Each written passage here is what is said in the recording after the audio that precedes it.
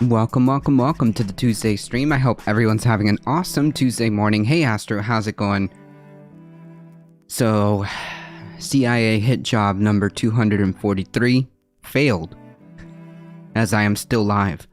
No, I'm just kidding. I have no idea why my computer decided to do a quick restart right when I was getting coffee.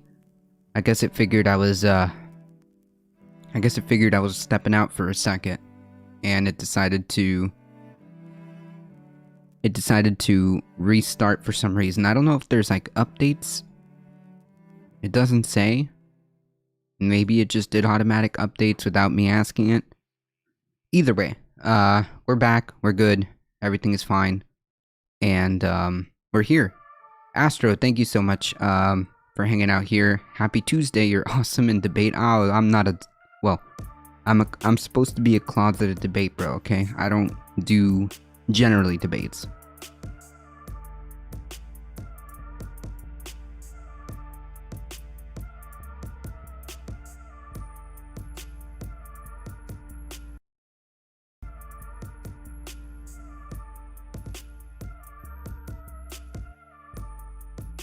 Alright, let me get everything up going here. We got a lot to cover, I think. A lot of good,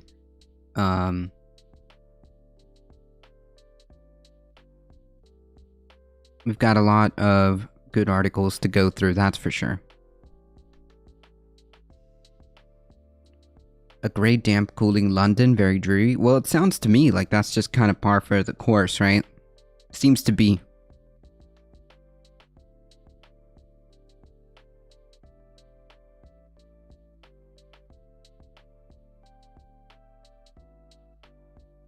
Sorry for the double ping on Discord. Alright.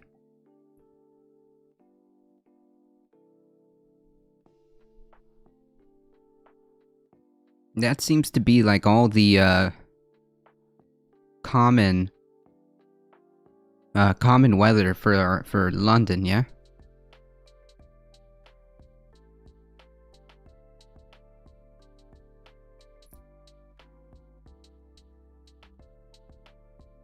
London is coming back to winter time. What? There's such a thing?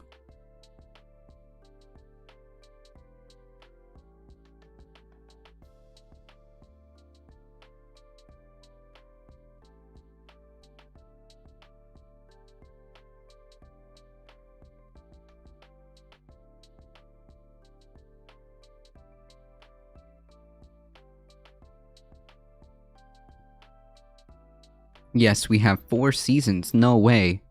4? You guys actually have seasons? What? What are those?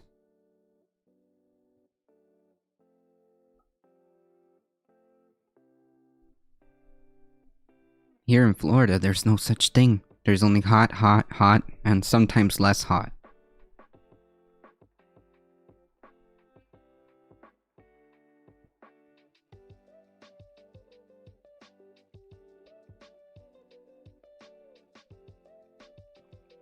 Devil Dog, how's it going?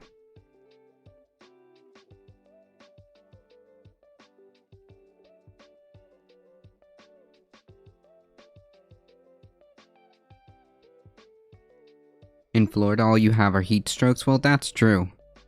That is very true.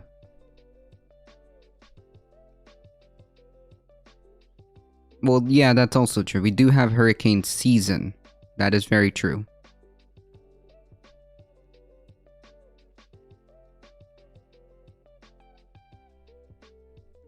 That is true.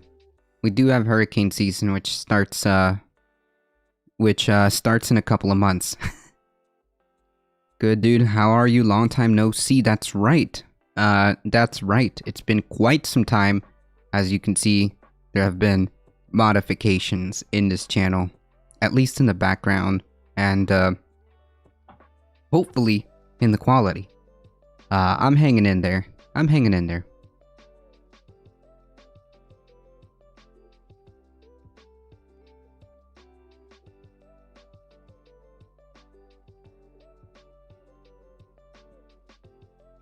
I thought you just logged off Twitch.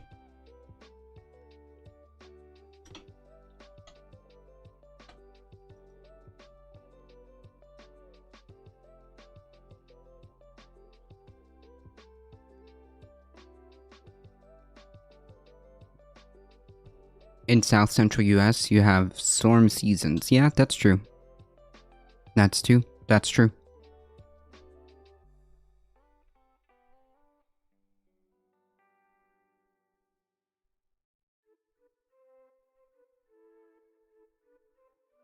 Alright. We do have quite the articles, quite the amount of articles. Now I spent the last year in Afghanistan. Oh. Oh man, that's right. You are, that's right, you're military. That's right.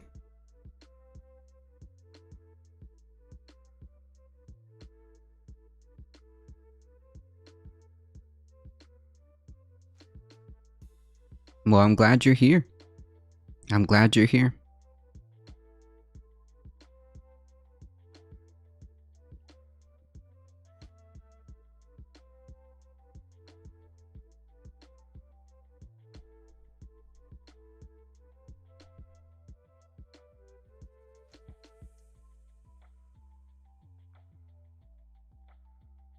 You have real... Okay. You have real winter world than ours in the Northeast? Well, kind of. Thanks, man, me too. Yeah, I honestly thought that, you had just logged off Twitch, which, to be fair, online discourse saying all that, so... But, hey, I'm just glad you're here. You have real winter world, than ours in the Northeast. Well, even in I want to say Georgia, where the co-host lives, up in the mountains is what I'm trying to say. She actually had snow. Snow. Hey, Tandera, how's it going?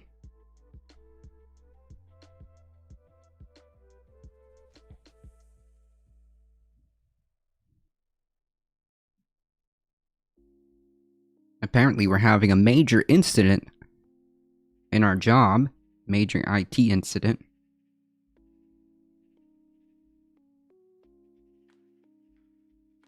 Jeez. What a way to start. I saw people having Democracy Now! 25-year-old special. What?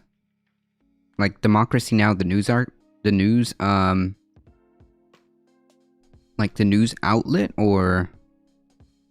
Did you see all the folks stranded for 19 hours on the interstate? No, is that due to all the winter storms, like the impromptu winter?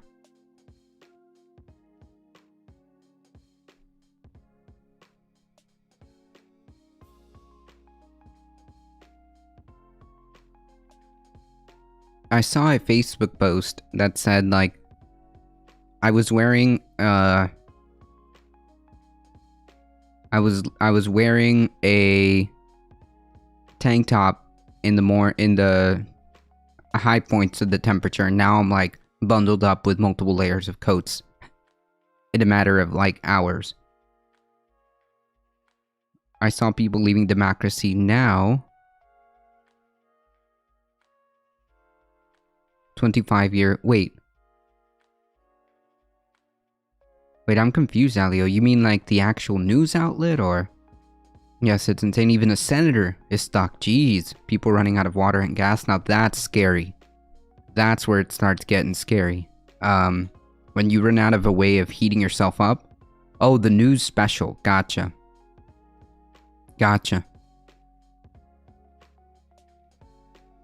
Yeah, when you start running out of ways of heating your home in a impromptu winter storm, that's not good.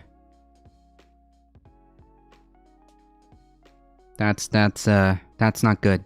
It's giving me some Texas vibes, except, well, oh, the crooked lady with all the fake diagnosis blood test scam hit our news today. Wait, what? What does that mean? What does that mean?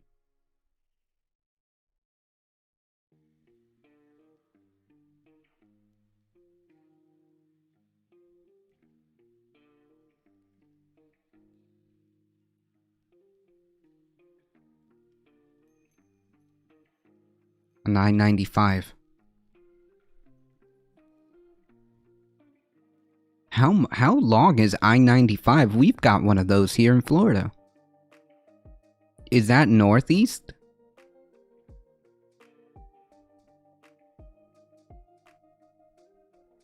Is that northeast? Because I know I-95 is here, and And it goes all the way up north, up northeast. It's the #1 trending on Twitter right now. We're gonna check it out.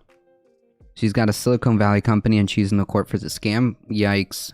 Well, she's out there scamming, and there should be consequences.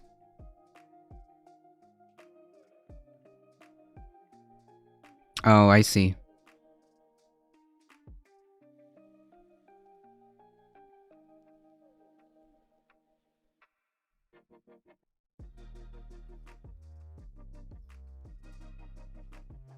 Let me see if we can find that. No more lockdowns. It's trending, apparently.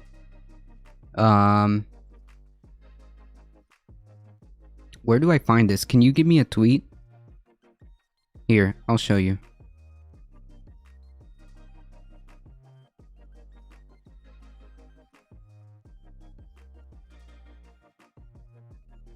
Hey, mister, how's it going? Even from President Clinton, wow. I-95 spans from Maine to Florida. Gotcha. Thank you, Mr. P53. Gotcha. Alright, here's what I see, Dendera. Let me see if you can... Here's what I see.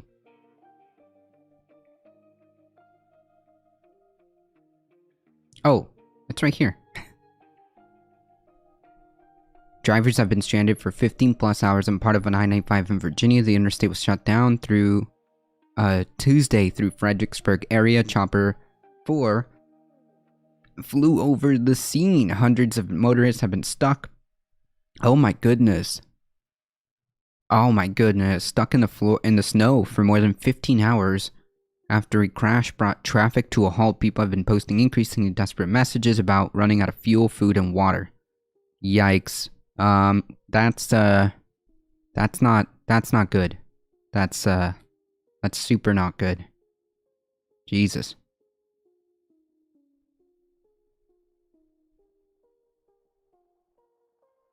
That's super not good. Yikes.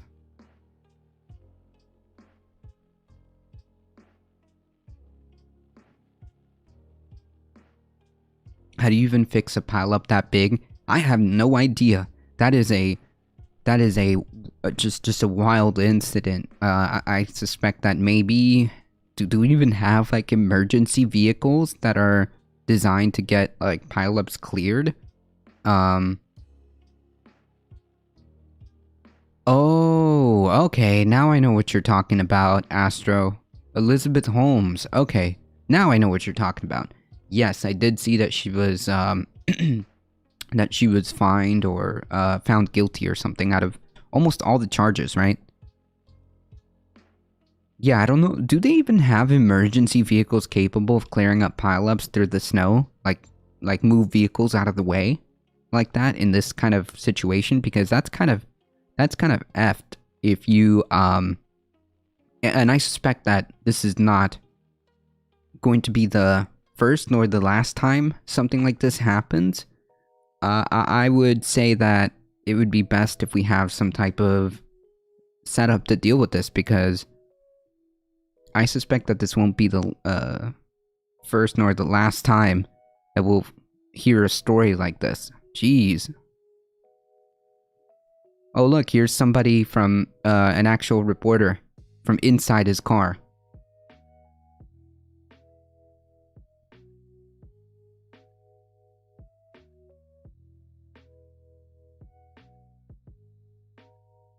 I try not to tweet about daily inconveniences, but this experience has been insane. For the past 7+ hours, I've been stuck in my car, not moving, in a total shutdown of I-95 northbound, 30 miles south of DC.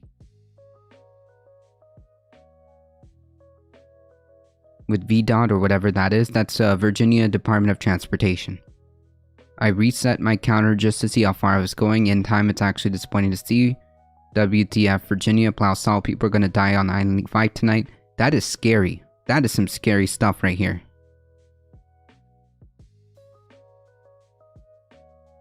VDOT.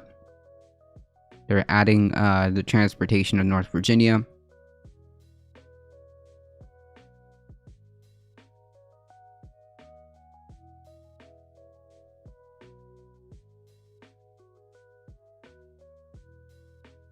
Hello, Trucker here from, Trucker here, currently stuck on 995 southbound. For all reading, if you're stuck in or know somebody stuck in this mess, tell them to reach out to any truckers, buy them for food or water if necessary. We carry extra for situations like this. Please stay safe and please stay warm. Yikes. We had a major pileup like that in the UK. The driver has been jailed for 20 years. 18 people died. Wow. Yikes.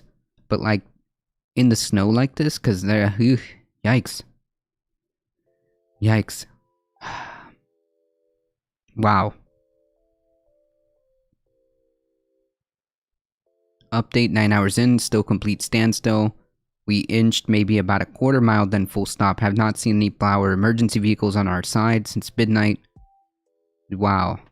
This is a reporter that's been stuck here. Wow.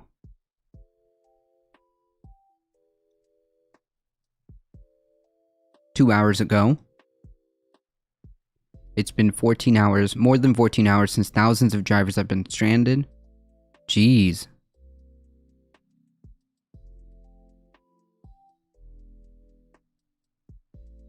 Yikes. Look at that.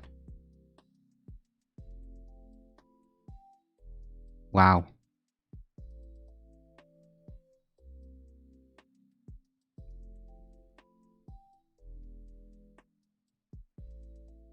Look at that. Why can't they get a helicopter or bus and get everybody out? Yeah, I don't even know how they would even begin to do that. There's like thousands of people. How are you... Well, I don't know. To be quite frank, the main thing is to try to get whatever is creating the pileup out of the way, right? Wow. That is just wild. That is just wild. Do we know if anybody's like... If anybody's passed away, that got stuck? I don't think so, right? We would have heard about it.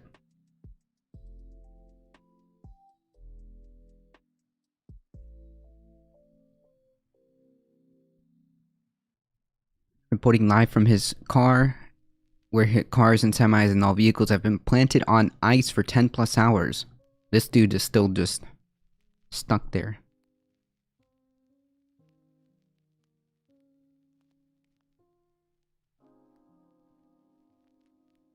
Wow, I heard 5 people died, but I don't know if it was the crash or was in the lines. Jesus. There's nothing to do but tweet at this point, so why not a thread? The interstate is absolutely littered with disabled vehicles, not just cars, semis, everything. Nobody can move, and people are running out of food. People are running out of gas or abandoning vehicles, which furthers the problem. Right? People, myself included, are taking exercise breaks outside their cars, walking their dogs. On the interstate, I've been putting snow in this bowl and letting it melt into water. Jesus. For a while, people have tried to clear their stuck cars by shoveling with their feet. Most quickly gave up, but then what? There's zero possibility for any tow truck to get to you right now, and the thousands of cars backed up. Around the 5-hour mark, it felt like it shifted from really inconvenient to a little scary. Folks started turning their cars off, conserving gas while we wait. It's 27 degrees outside. Jesus, there's no way for medical or emergency personnel to reach people stuck in this. About 3 hours ago, a single police car made its way through, and I saw one plow go by since. Since then, not a single emergency vehicle has gone by northbound that I've seen. Southbound, by the way, is totally shut down too. Have seen plows on that side though. It's 2 a.m. Are we here for the night? Should we try to hunker down, get warm, and get sleep? Is that safe? With no car on or off, there's no way to know. Jeez, VA traffic cams. VA traffic cams are mostly due to power outages. There's been a few helpful tweets from the Virginia Department of Transportation, but no way to know how long we'll be here. I saw one off-ramp that had a slight incline where there must have been 10 vehicles stuck that spun out and strewn over about the roadway. Jesus, including multiple tractor trailers. Wow. Yikes. We had people trapped on our London M25 motorway for over 24 hours in a couple of years back. Yikes. Yikes. That's close to what's happening here. Although I should have been better prepared with emergency provisions in the car, I'm feeling grateful that I still have plenty of gas for now and I am safe. I'm very worried about others here who may need aid, and there's literally no way to get to it. Wow. To lighten the mood, here's a pic of my co-pilot who's keeping me warm. Aw. I guess... silver lining, right? Jeez.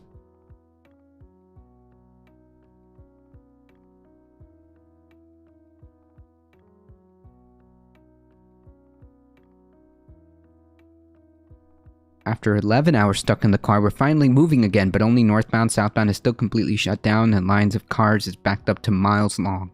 Yikes. Yikes. Well. Bunker down, I guess. Honestly, they should shut down that portion of the highway and get everybody to abandon their vehicles. They will get these things sorted out.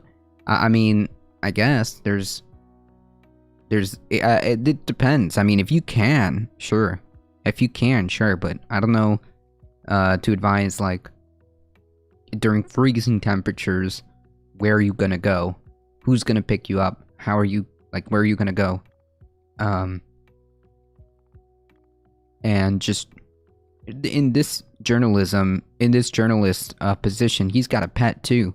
So, what do we do about, what do we do about this cute little guy over here, you know? It's not that simple. Oh, hello. Come on, kitty. You want to join us? Come on, kitty. You want to join us? You want to join the stream, Vaquita? Come on. It's okay. Come on, Vaquita. Come on. There we go. Alright. I'm gonna try to do the news with Vaquita the cat. You get a piece of her tail, look. See that? Piece of her tail.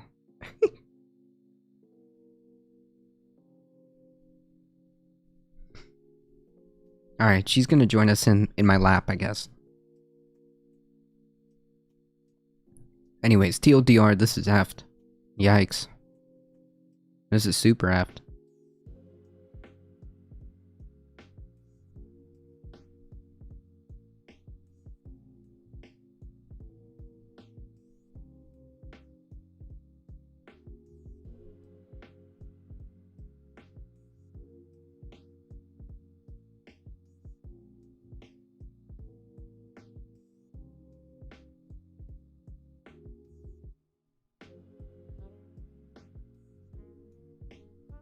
She had joined us. Yeah, poor puppy. Let's hope we have some good news. We'll try. We'll try to have good news, I guess. Alright. Hopefully the folks that can get out of there do. I hope that a lot of emergency vehicles get there as soon as possible. And what a nightmare. Jeez. What an absolute nightmare. Jeez. That's one thing, folks. If you live in those type of areas, you gotta be prepared. Because I suspect that this won't be the last time something like this could potentially happen. So just be safe out there. Yes, and no more people, and no other deaths, please. Alright, folks. This one is a brief one. This one's pretty brief. Apple has become the world's first $3 trillion company. Nice meme. Nice meme. And Apple has reached yet another major milestone. The iPhone maker topped the market value of $3 trillion on Monday, which, by the way, market value, I think, is based on your perception or feelies. Yeah, the first publicly traded company to be worth that much. And I wonder how much, like, legitimate taxes these people pay, or this company pays. $3 trillion. I feel like they should be taxed a lot. I feel like they should be taxed a lot. Apple shares went nearly up 35%. Yeah, and like, this whole idea of inflation, really seems to be, these companies are really taking advantage of this whole, like, false notion of, like, this massive inflation due to whatever they want to put it on. There's a variety of factors, of course, as to why a certain degree of inflation is happening. But there is also the factor that a lot of these companies are taking advantage and raising prices and making all-time profits, record-time profits. Is that because of the escalated price of the chips? It's because some people had a lot of good feelies, and their stock went up. Oh, here we go. James Napper coming in quick with the sources.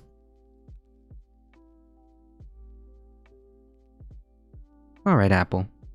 Apple made $74 billion of profits. These are profits from 2009 to 2012 on worldwide sales, excluding the Americas, and paid virtually nothing in taxes to any country. Nice! Cool. Sorry. Oh, these are the actual, like, sources. Cool. I'm gonna post this link again. The sales were attributed to Irish subsidiaries where companies paid a tax rate of less than 1%. Nice! Apple argues that it's one of the biggest US corporate taxpayers, having paid $6 billion in taxes in 2012. However, in 2012, Apple shifted $36 billion in worldwide sales income away from the US and avoided $9 billion in taxes that year alone. Nice! Hey, that's cool. Hey, that's really cool. Apple has accumulated $102 billion in profits offshore, which it's not paying any US income taxes. Also cool. Look at that. Look at that. I saw a brilliant video on a history and development of chips coming up to the latest technology. Nice. Apple's effective US federal income tax rate was just 7.3% in 2011. Apple claimed its tax rate in 2011 was 24.2%, but one third less than the official tax rate of 35%, but the Senate subcommittee found its tax rate was no more than 20.1%, allowing Apple to claim credit for $3 billion on deferred taxes on overseas income that are not owed until the profits are back to the US. Since Apple has said that it's not likely to happen, its effective tax rate in 2011 was just 7.3%. $2.5 billion in taxes actually paid against the $34.2 billion of income before taxes. Hey, that's really cool. Wow, so cool. Totally not broken. Totally not unfair. Wow. Nice meme. Nice meme. So basically, if you want to take things into perspective, literally any one of us, any US citizen, any working US citizen pays a more percentage effective tax rate than Apple. Any US citizen that works and pays taxes literally has a much higher effective tax rate than Apple, a currently $3 trillion company. But yeah, let's continue to put our heads in the sand and think that there's absolutely nothing wrong here.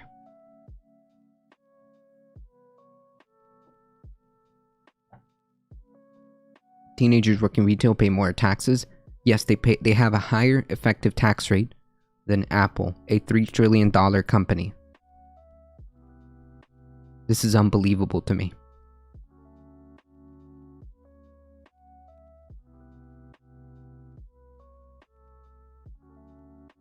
Sales surged nearly 30%, more to $83 billion in Apple's fall quarter, which ended in September. The company has a whopping $191 billion in cash as well. Nice! Very cool. And they get way less respect, that's true. Hey, kitty. You're not gonna bite me, are you? Okay.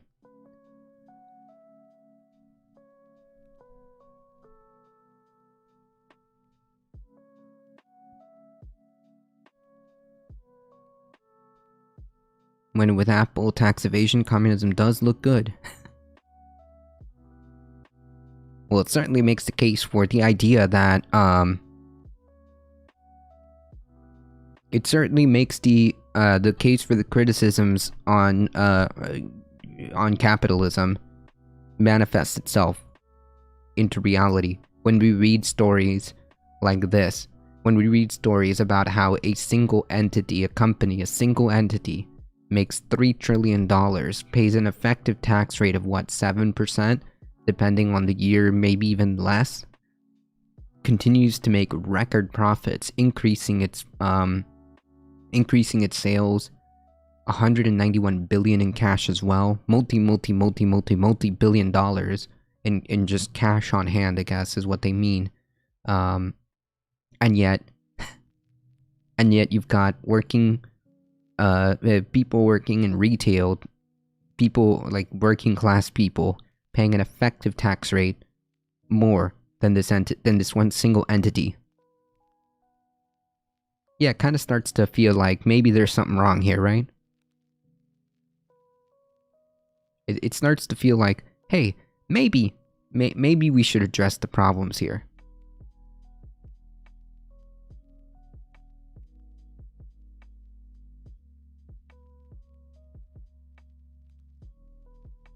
When we were kids, Superman was our hero.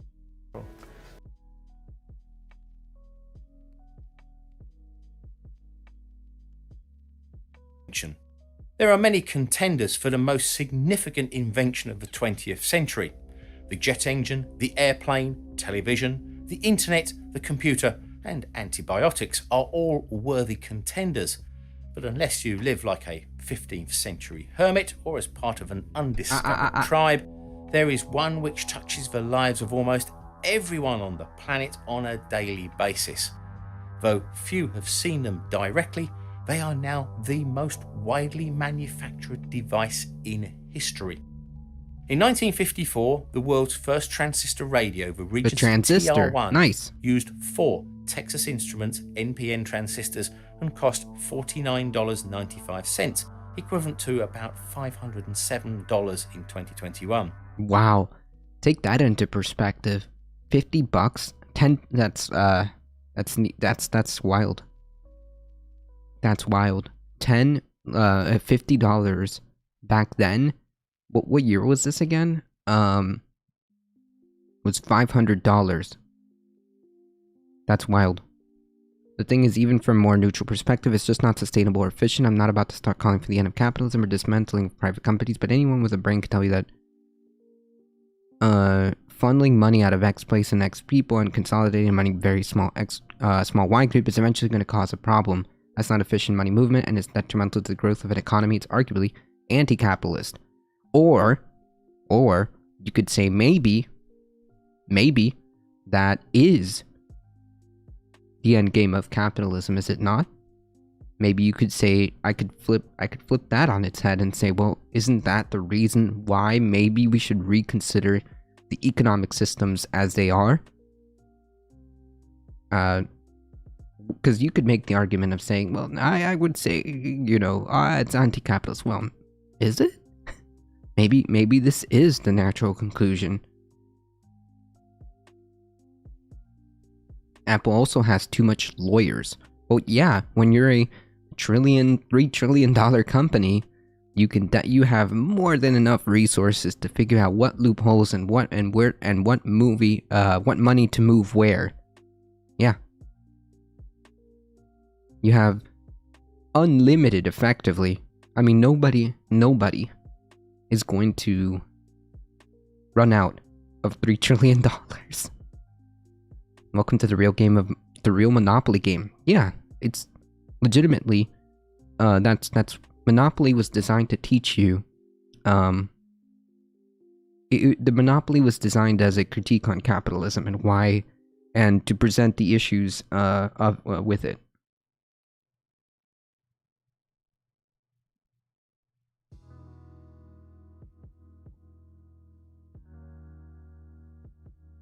That's what Monopoly is supposed to be. It's supposed to be a criticism on it. Hey. Okay, there we go. Today, a 512GB SD card can contain over 1 trillion transistors and costs about $30. As of 2018, an estimated 13 sextillion, that's 13 billion trillion of them have been made since 1960, a number that now grows by thousands of trillions every day and at an increasing rate. Nothing else made by humans comes even close to the rate of change that the transistor has gone through in just over 60 years and enabled other world-changing technologies and discoveries well beyond the world of electronics. This is the story of a metal oxide semiconductor field effect transistor, or MOSFET, and how it changed the world and where it might go in the future. Hey, Dr. Dragonrider, I'm listening in, but I need my screens.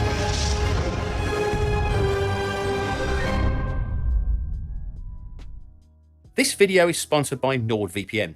Now, if you're interested in keeping a low profile out there on you now, but with Nord, I can just with NordLink PNP, point contact germanium transistor, was demonstrated to the management of Bell Labs. And whilst that might be technically correct, one type of transistor, the MOSFET, would enable the large-scale integrated circuits that will become the building blocks of devices that now power the modern world and the device that you're now watching. And this didn't arrive until nearly a decade later in 1960. Now, I know that there might be quite a few people out there thinking, yeah, I've heard of transistors, but what are they and what do they do? Well, a transistor is a basic electronic component and is mostly used in one of two ways. One as an amplifier and the other as an electronic switch. Now, this may seem like two very different functions for the same device, but they are really the same, and it just depends on how it's used in a circuit. There are many different types of transistors, but they all have three connections, called emitter, base, collector for bipolar junction transistors, and drain, gate, and source for field effect transistors, or FETs. For bipolar junction transistors, the amount of current fed into the base controls the current flowing between the collector and the emitter. And in FETs, the amount of voltage applied to the gate controls the amount of current flowing between the drain and the source. Hey. In general, applying a carefully controlled amount of current or voltage, depending upon what type of transistor is, it can work as an amplifier. But apply a large current or voltage and it will saturate and switch on fully. Remove that current or voltage, it will then switch off fully. So now it's working as an electronic switch. When used in a computer, this switching on and off represents the logical ones and zeros in binary code, which is the basic element of all computer programs. And in today's computer CPUs, they can switch on and off billions of times a second. Now today, whilst we can see the usefulness of having billions of transistors all working together in modern CPUs and memory, there was a time not long after the transistor had been developed when even the people who made them couldn't see the point of having so many together in one place. After the first IC to have 10,000 transistors was developed in 1973, one of the executives of a chip maker was reported to have said, "Why would anyone need 10,000 transistors on one chip?" Yeah, she just wanted to get out. That's what it is. She wanted to get out. One of the first uses for such ICs was in pocket calculators and the early microprocessors and memory chips. The first commercially produced microprocessor was the Intel 404, a 4-bit CPU in 1971, which contained 2,500 transistors. Compare that to today's Apple A15 CPU, which powers the iPhone 13. That has 15 billion transistors. Wow. The development of a transistor was a reaction to the thermionic valve, or vacuum tube, which had been developed in 1907 and had ushered in the first electronic revolution, enabling radio, TV, radar, and eventually the first fully electronic computers. Although valves were a completely different design, the Triode Valve was the equivalent of a transistor. It had three connections, the plate, grid, and cathode. A voltage applied to the grid would control the amount of electrons from the cathode to the anode and act as an amplifier or a switch, depending on how much voltage was applied. They are, with a few later exceptions, made from glass and susceptible to breakage from shock and vibrations. They took time to warm up, and like light bulbs, they used a filament to create the electron flow. But the thermal stress of heating up... what are they called? Tubes.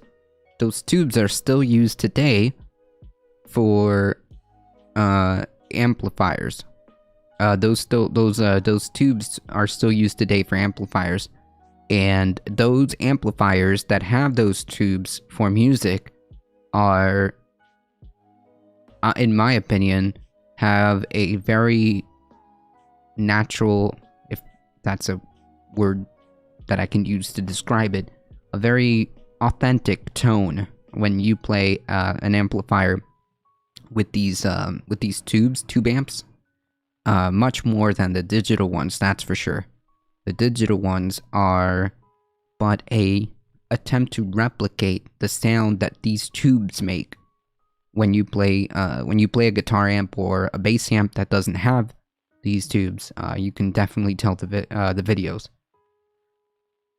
I guess I'm the Jason Brennan camp of thought in that things like capitalism, like democracy, they are just tools. They are ways to make things happen, desirable things, but those tools are not well maintained, properly tested, and used within the boundaries of the instructions are going to cause damage. Capitalism without good rules and instructions will cause harm the same way as using a power saw will if you don't read the manual.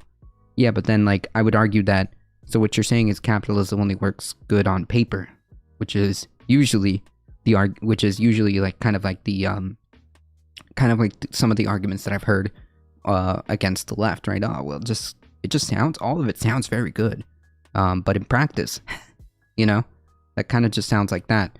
The reality is, it's okay to critique and want to understand, and maybe even present alternatives. Out the filament from cold. But yes, I think that's my rebuttal to that. Biggest cause of failure. Plus, the heater filament also used a lot of power. They were also large. Even the sub-miniature versions created for hearing aids and the proximity fuse were much larger than the first commercial transistors. Yeah, these if are you were tubes. to make a smartphone from valves, it would be the size of the Washington Monument. Valves What? were used in the first radio. I mean, that would be cool just as a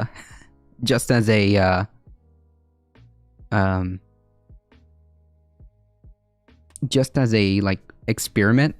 I would love to see how much and how big and how long it would take to make something like that. That would be cool. And for amplifying very small signals from things like the newly developed microphones. These circuits often only needed a handful of valves to work. Oh, only actually, that if you guys have seen, wait, you see this? There is a headphone setup. The internet is a series of tubes, after all. True.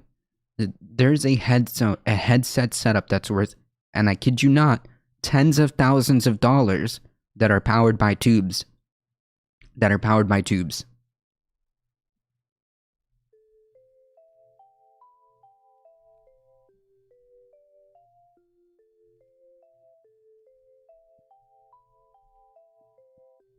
That are powered by tubes. If I could find it, let me show you guys.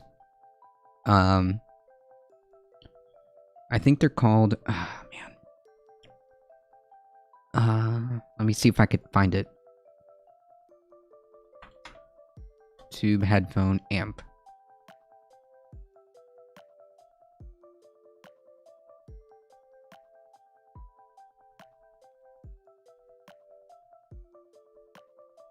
No.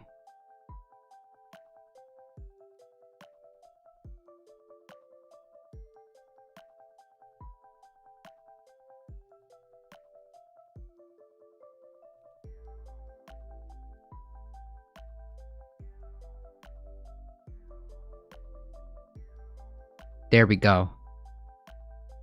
This is what I'm talking about. Almost $10,000. Oh my god. It's like a preamp for your headphones.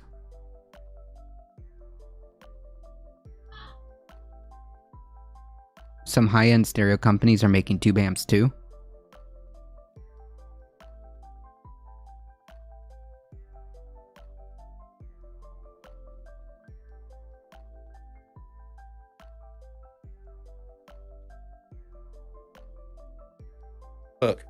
Only in the 1940s, with the development of the first electronic digital computer, the Colossus, at Bletchley Park in England, did large numbers of valves start to be used, with 2,400 valves in the Colossus Mark II. By 1946, the ENIAC computer had increased this to 17,000, but this created a new phenomenon called the tyranny of the numbers. Basically, the bigger the system like a computer got, the more likely it was to break down and the longer it took to fix and troubleshoot. This was such a problem that the speed increase that was promised with the greater complexity of the bigger computers was offset by the downtime it would spend being fixed, something which we'll come back to shortly because it is key to where we are today. The field effect transistor, or FET, was an attempt to eliminate some of these issues and make a solid-state version of a triode valve. Huh. Wait.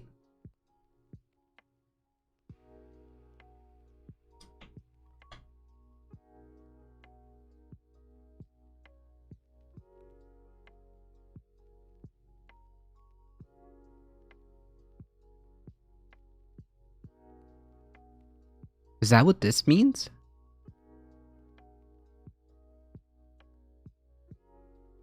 Is that what this means? This is called a fathead. Or is that just a name? It's a preamp. Alright, so I need to know what this is made out of.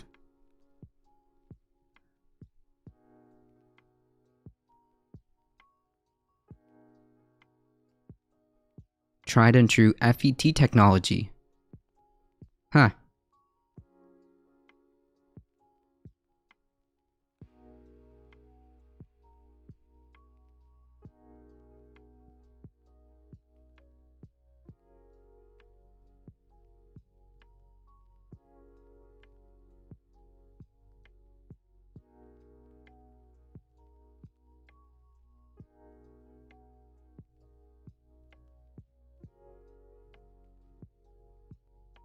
Yeah, this might be a...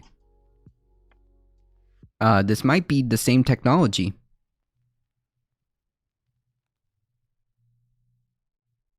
Maybe it does use FETs, yep. FET is 1950 technology, yep. Wow. If you've got a pack of hot dogs Hey. in the kitchen,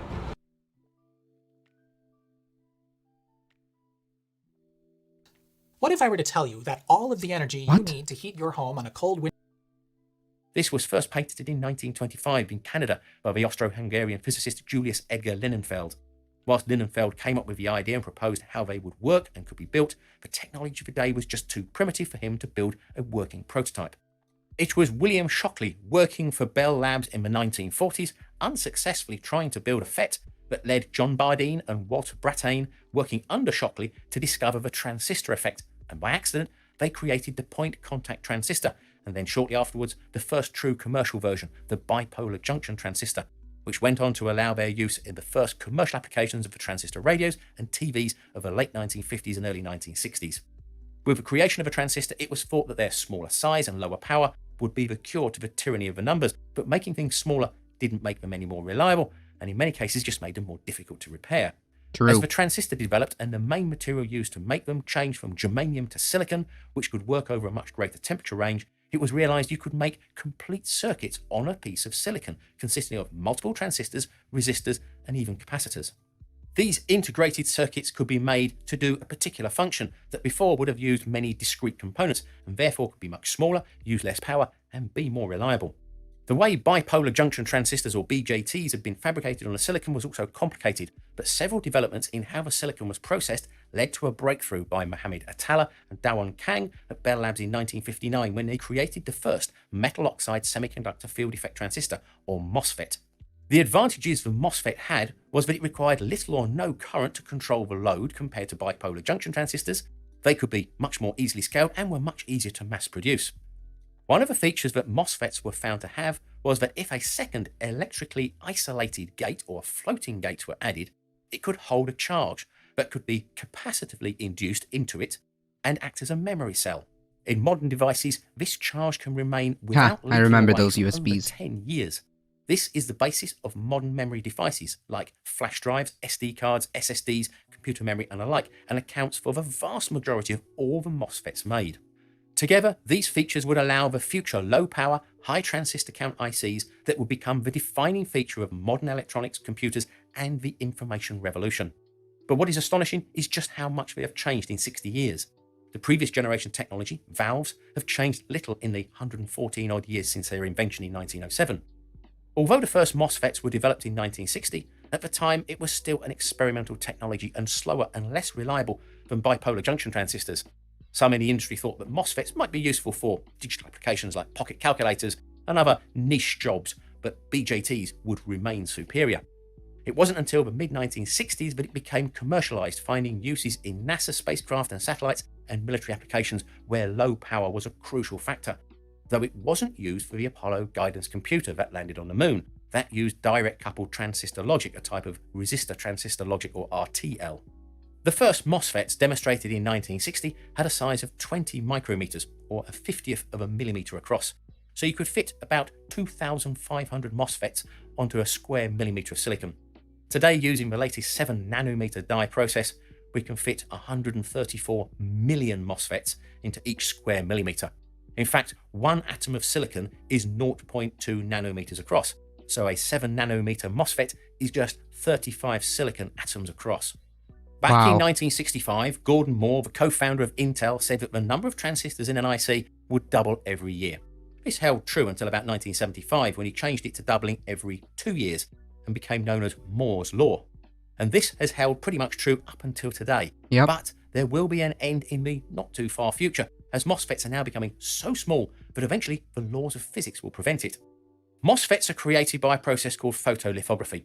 This is a process of photographically transferring geometric shapes of a mask to the surface of a silicon wafer, treating them with photoresist, then etching away the areas exposed with solvents, then laying down another layer and then doing the same again and again, gradually building up the layers to create the MOSFETs and their connections until there is a complete wafer full of integrated circuits. The process can make extremely small structures in the order of tens of nanometers across. Making them smaller means that each MOSFET will use less power and you get more processing power onto smaller chips, which increases the yield per silicon wafer. The cost of making the chips is determined by the number of processes applied to the whole wafer, which can be up to 2,000 in the most complex chips. Jeez. So the more chips you can get on the wafer, the more profitable the whole process is. But as the size has gone down, the difficulty has gone up. The distances are now so small that the wavelength of visible light becomes too large to use for the photolithography. Is this how we got Boba So Fett? True. extreme ultraviolet light with a wavelength of just 13.5 nanometers is used. The problem here is that creating this wavelength at sufficient power and quality is such that only a couple of companies in the world make these EUV lithography machines. I'm And to one, the inside of an Dutch Intel company, chip factory. ASML, a Nice. spin-off of Howdy, Philips, Heat. How's it going? dominates with over 60% of the market. Each machine costs over $120 million and is incredibly difficult to make, and sells to just a few of the chip foundries, including Intel, TSMC, and Samsung. These are the only machines that can create the 7 and soon 5 nanometer chips like those in the Apple M1, the AMD Ryzen CPUs, and Qualcomm's 5G chipsets. In a way, we've come full circle. ASML make the chips that do the machine learning, and in turn, they need those chips with all the billions of MOSFETs inside to make the machines that make the chips. As we bump up against the laws of physics, we are finding new ways of making chips in 3 dimensions, increasing the MOSFET count without getting smaller and smaller. That and new developments using single atoms to work as transistor switches means that Moore's Law might have a bit more life in it than we thought. So I hope you enjoyed the video, and if you did, then please thumbs up. Cool. Interesting, that's for sure. Fascinating. I'm using an AMD Ryzen. Same.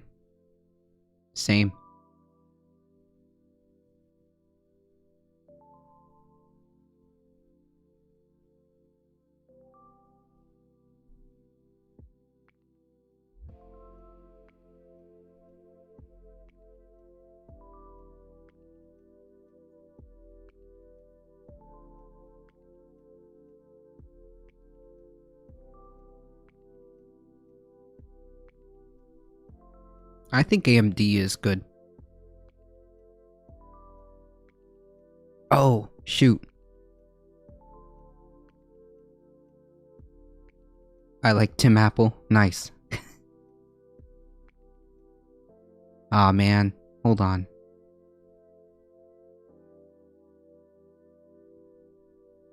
There we go. This is the, previous article that James Napper posted here for us.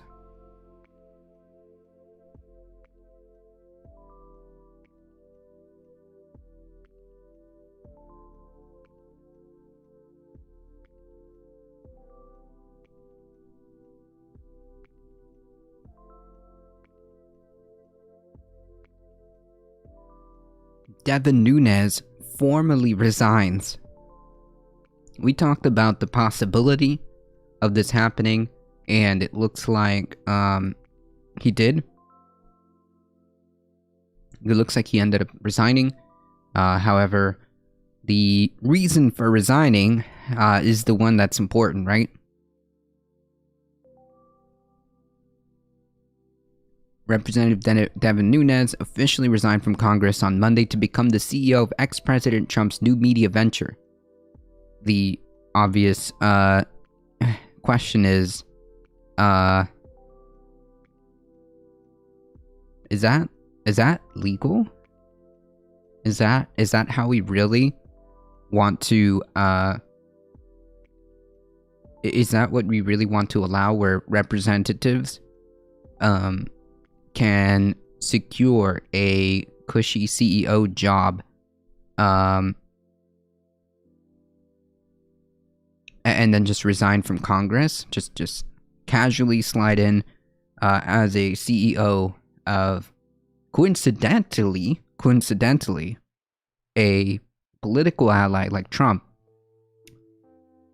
It just happened to be a happy coincidence that you are a member of Congress, an ally to that to a political ally, and then you just happen to be offered a CEO position, and then yeah, that's it. You just resign your position at Congress and just slide into a cushy CEO job. Nice. Must be nice.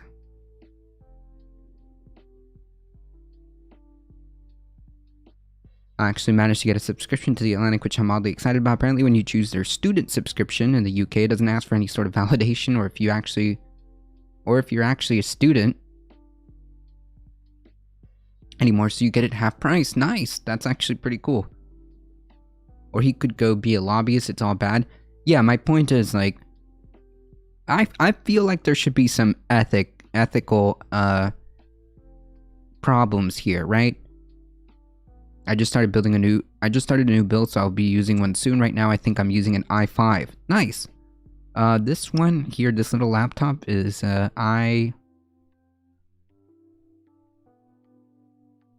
this one here is an i7.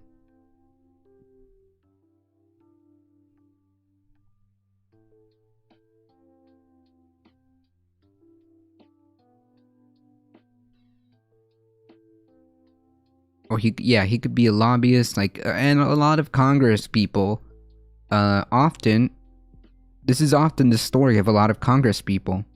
We heard the story about members of the Senate, both Democratic Party and the Republican Party, had dubious ethics when it came to what can only be described as insider trading, or the perception of insider trading, because I mean, it's kind of hard to believe that you had no knowledge. I mean, the way that some of these folks just sold stocks before the pandemic, yeah. Often enough, these things don't go, often enough, there's no accountability, is what I'm trying to say. And this is just another case of it.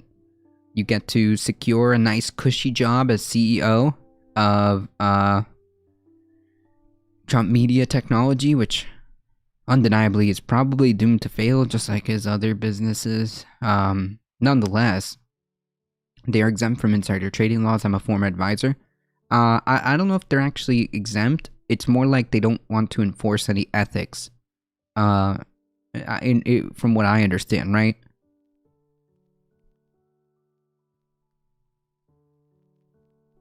No, they're just super duper smart. True. By exempt, meaning like there's no like criminal things, maybe, but there's certainly rules and ethics in the House that would present options for dealing with people who engage in this behavior. In fact, there was multiple people who were previously referred to the House and Ethics Committee, but they never really took up any of these cases, right? If I have my... If I'm correct.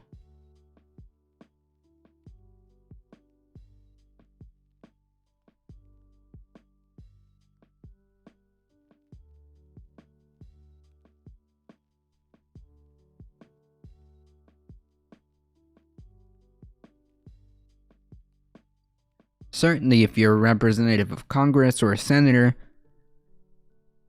you shouldn't be allowed to secure cushy jobs like this, and then, as a pure happy coincidence, it happens to be one of your most staunch political allies in the past. And we're supposed to just believe that, what, this is a happy coincidence? I don't know. It seems to me like maybe there should be more rules. If it's true that they are exempt, which I don't know that they really are. But this should definitely raise ethical questions, and it shouldn't be. It shouldn't be. It shouldn't be that members of Congress are able to trade or even buy stocks, in my opinion. It shouldn't be that members of Congress or the Senate can just secure cushy jobs as lobbyists or as CEOs and whatever other executive cushy jobs that they're offered right after. It just shouldn't be.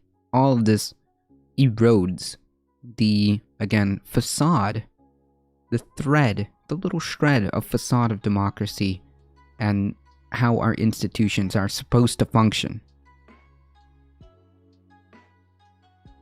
If you keep hearing stories about how representatives just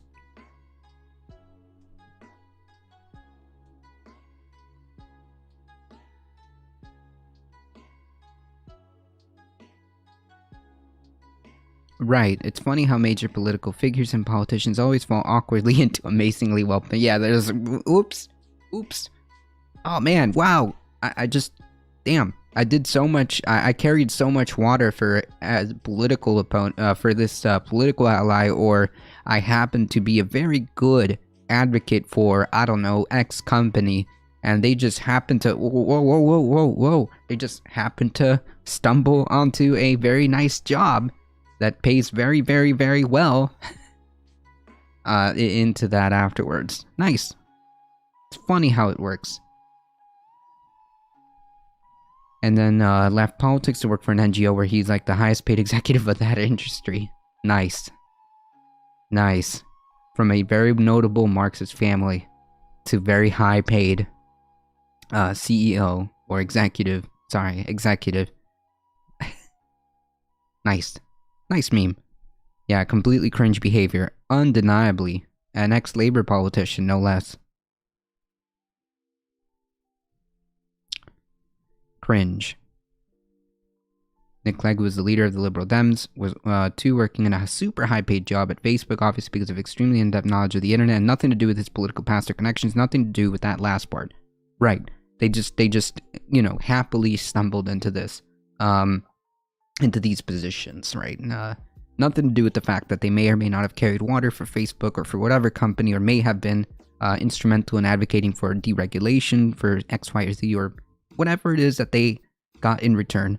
Nothing to do with that. Nothing with the fact that that he had some type of political connections, or sometimes it's even you know who you know.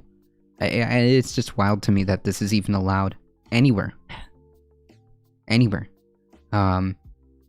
That's the real story. It's not the fact that he resigned, it's why he resigned. And the fact that politicians, are even allowed to have these beautiful, comfy, cushiony executive parts, more often than not, just purely on the basis of who they are, not because they're qualified, but because of political ties, political allyship, or just lobbyist. They're cashing in on that. I haven't even mentioned the conservatives because it's entirely pointless. We all know the answer to that. That's true. That's true. It kind of just hurts a little more, right? Kind of just hurts a little more. Supposed to be supposed to be better than that. But yeah, it just proves that politicians are people. That people are people, and not immune to corruption. Not immune to corruption.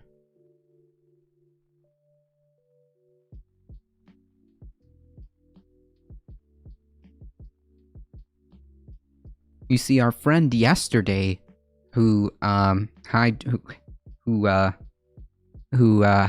the conversation yesterday may have had a point for somebody like what you were describing, James Napper, right?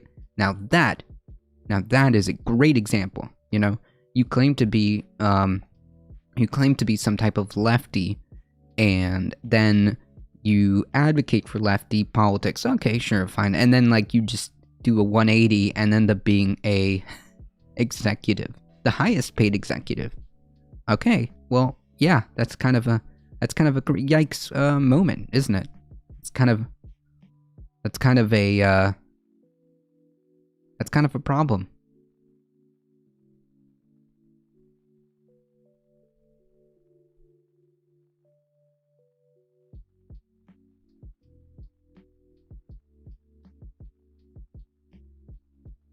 That's kind of a problem.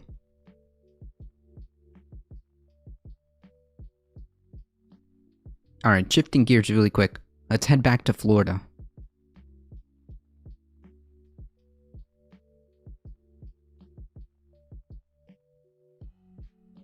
Florida Surgeon General calls for people to stop relying on just testing as the me first, forget everybody else approach. Florida Surgeon General Joseph Ladapos called for people to stop relying on COVID testing is consistent with an anti-public health approach to the pandemic and a be first, forget everybody else way of thinking, a public health expert told Insider. At a COVID-19 briefing, Ladapo and Florida Governor DeSantis announced that the state will be shifting to focus to testing high-value patients as cases surge due to the Omicron variant. High-value testing is tested and is likely to change outcomes. He added that they are working to unwind the testing psychology that has been caused by the federal leadership. In other words, the failings of the federal government are basically what they're trying to say. Now, don't get me wrong. Don't get me wrong. Like obviously, it's important to do good, to have a good, robust system of testing to make sure that you are aware of where these outbreaks are happening, so that you can address it and you can divert resources properly. But that's not really what's happening. They're supplanting testing with just the end-all be-all of what you need to do, right? The whole reason why people ask for you to attempt to, wear a mask, get vaccinated, social distancing, so on and so forth, is because you need to stack all of these things. Stay home if you feel sick. All of these things are supposed to stack to really try to, make the less damage on this thing. But they're just supplanting everything recommended with just testing. We need to unwind this testing and living one's life around testing. Without it, we're going to be stuck in the same cycle, so it's really time for people to be living, to make decisions they want regarding vaccination. Enjoy the fact that many people have natural immunity. Wait.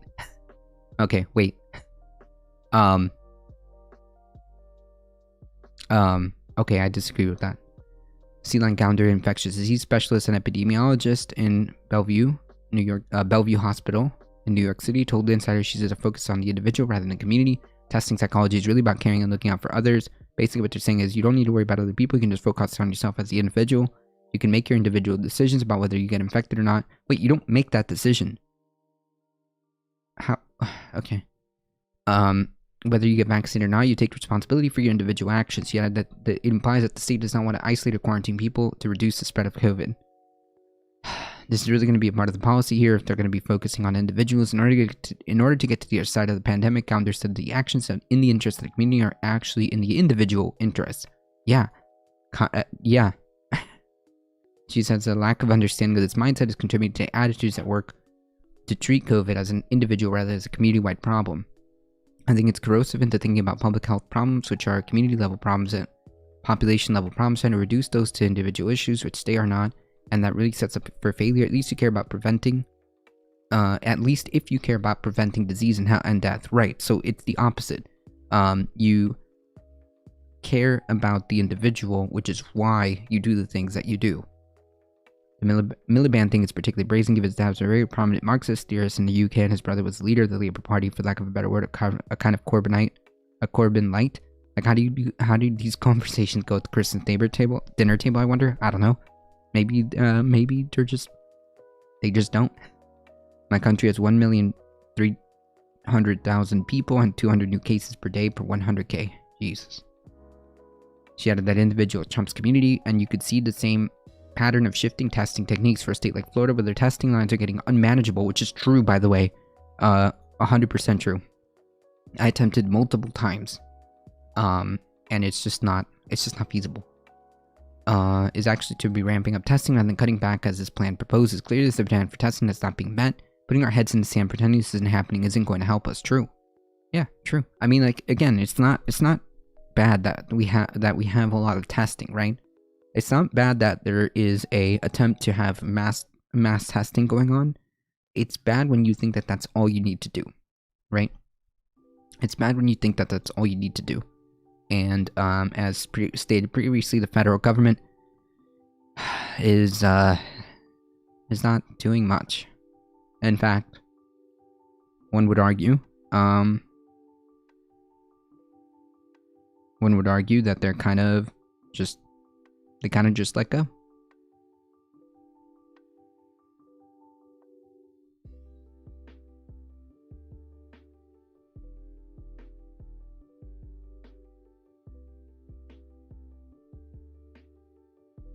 Federal government said, "Vaya con Dios, everybody."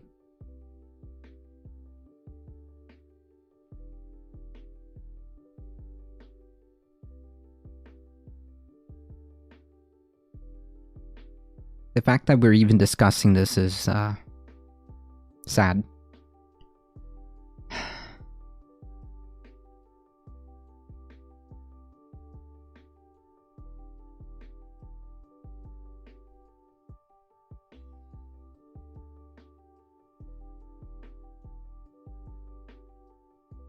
Shifting gears, Utah Senator Mike Lee blast proposal to rule change to the Senate filibuster. Apparently,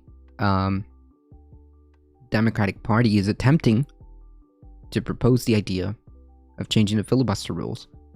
On Monday, the Utah Senator Mike Lee called an effort by Senate Majority Leader Chuck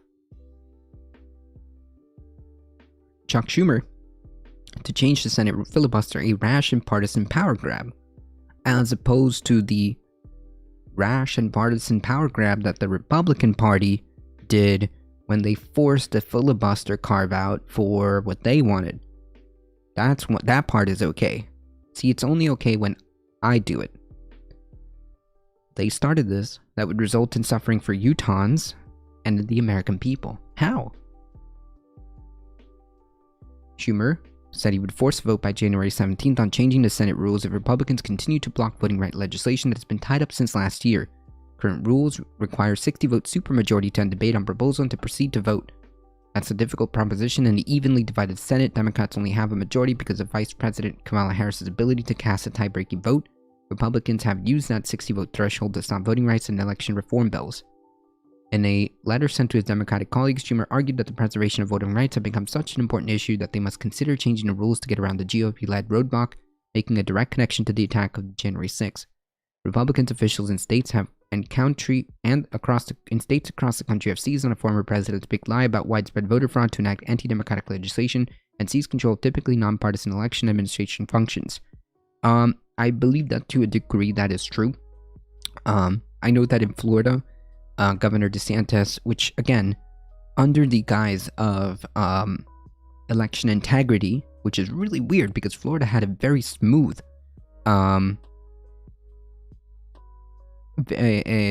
Florida in particular had a very smooth election. To my knowledge, they found roughly, maybe out of the millions of votes, they found possibly a handful, I mean a literal handful of fraudulent votes. And furthermore, there's no real evidence of massive shenanigans in the state of Florida, but somehow Governor DeSantis has taken it upon himself to make legislation where it kind of consolidates more of the voting and election process closer to the actual state government instead of dividing it up by counties, how it was. Again, fixing a problem that never existed. So then it begs the question, why? Oh yeah, Joe Manchin will stop it. It's been a fucking year since they started trying this. Yeah. In a statement, Lee, a Republican, ripped Schumer's letter, saying that changing the long-standing rule is absurd and dangerous to the institution itself. Well, the institution itself is already kind of effed to begin with, and second of all, if that is the case, then why did Republicans carve out specific exemptions to the filibuster to shove their Supreme Court judges through? Is that not a absurd and dangerous is that not absurd and dangerous to the institution itself?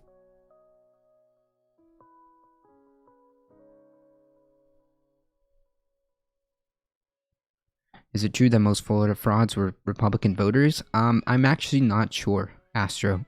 I do know that the handful that they were able to confirm were, and I mean a literal handful, in a state of how many people voted in Florida. Let's take a look at that. How many people voted in Florida?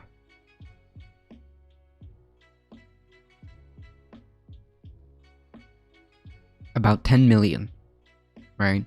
Well, maybe closer to 11 million, right? Let's just round up. Let's just say 11 million people voted in Florida. And the best that you can produce was like a handful.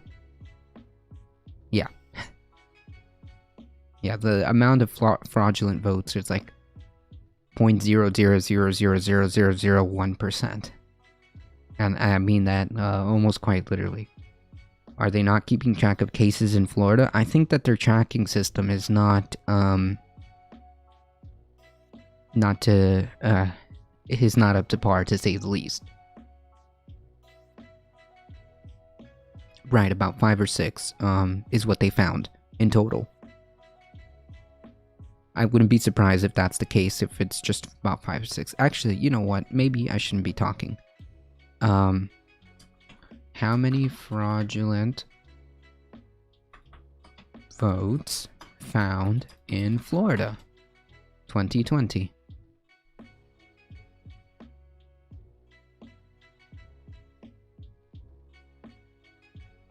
Oh, we've got 3. While it's unclear which candidate the defendants voted for, all 3 are registered Republicans. 3 residents. No way. 3 guys.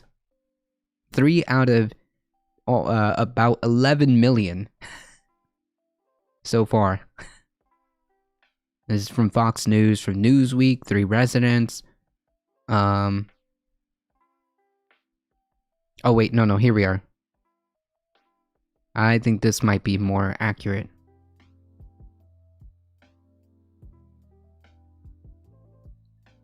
The 12 Floridians reported alleged voter fraud in August primary. Oh, this isn't a primary. Never mind. Okay, never mind. Yeah.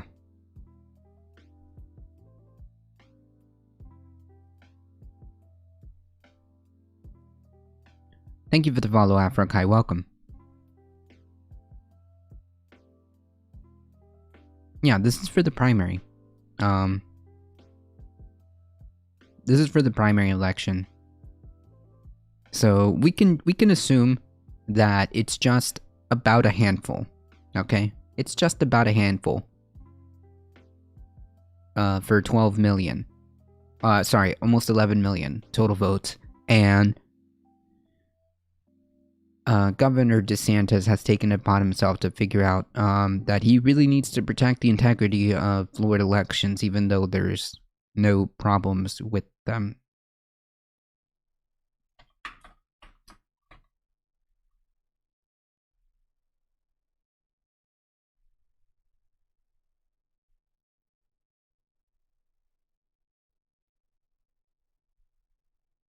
Okay.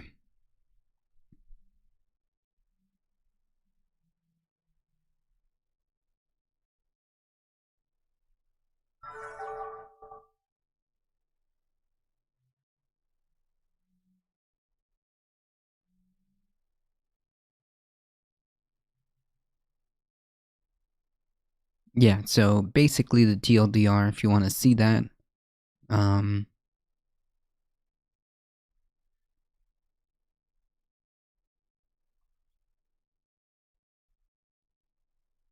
onwards and upwards, yep.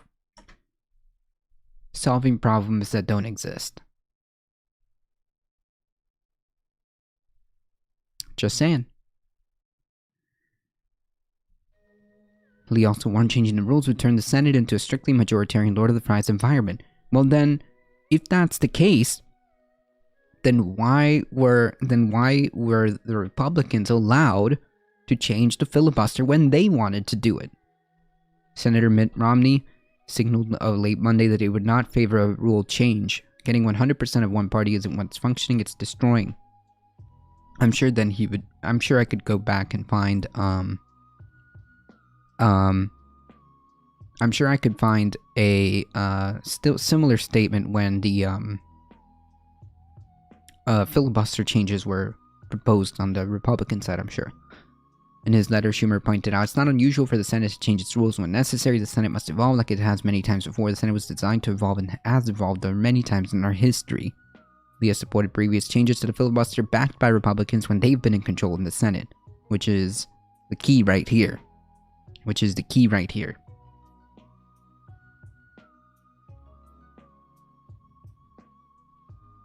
It's all good as long as my team does it.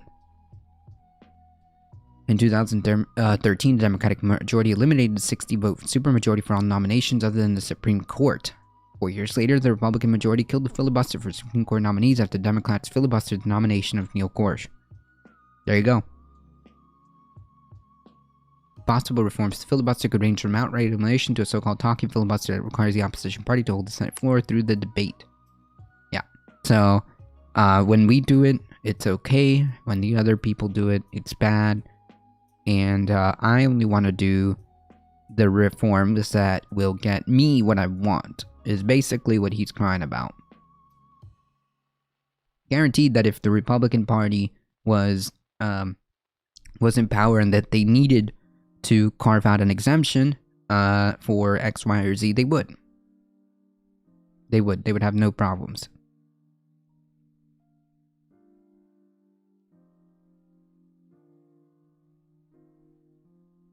I think this goes back to also what James Napper was talking about yesterday about democracy and how it doesn't really require necessarily some type of autocratic single person, right?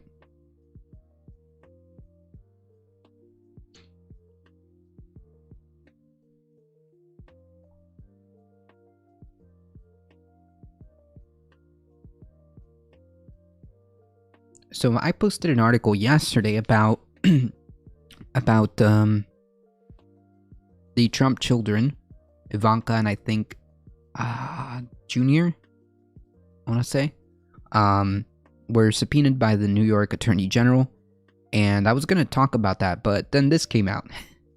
Both of them won't comply with subpoenas from the New York Attorney General, which, by the way, in and of itself, I believe is a crime. So, okay. Former President Trump's eldest son and daughter have refused to comply with subpoenas issued by the New York State Attorney General's office as it conducts a civil investigation into the way the family real estate business valued its holdings.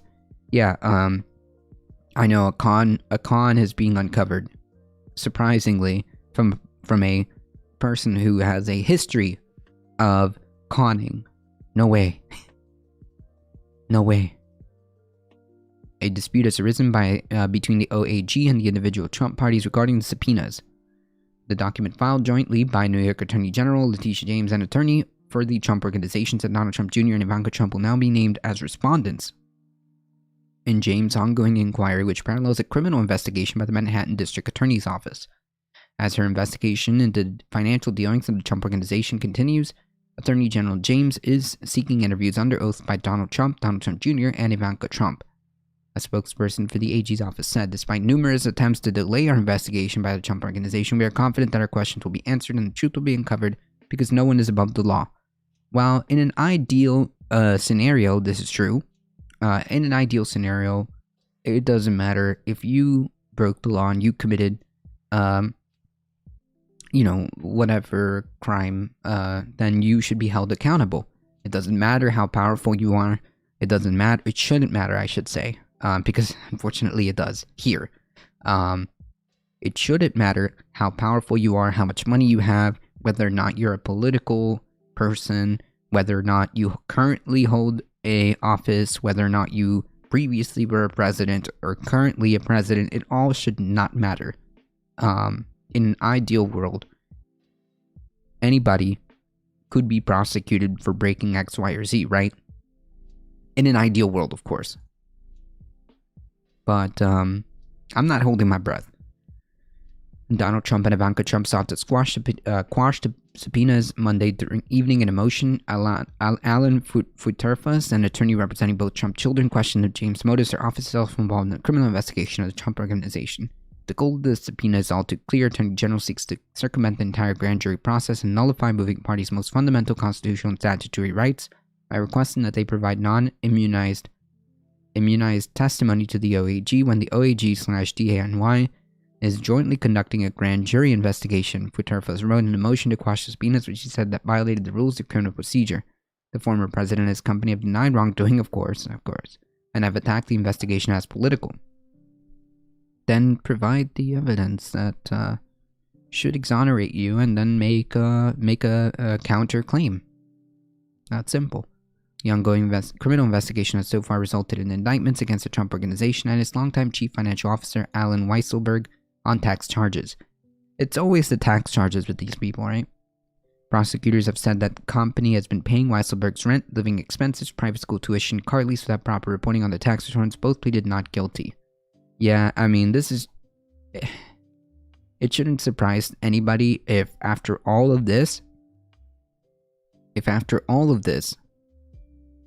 we find out that A, there is some financial shenanigans going on, which no way a person with a history, with a lifetime history of making cons is involved in some financial shenanigans. No way. Surprised Pikachu face. And the other thing is, of course, the accountability. Will any accountability happen? That is yet to be seen. That is yet to be seen. Chances are, not really. Hey, Spread It Forward, how's it going?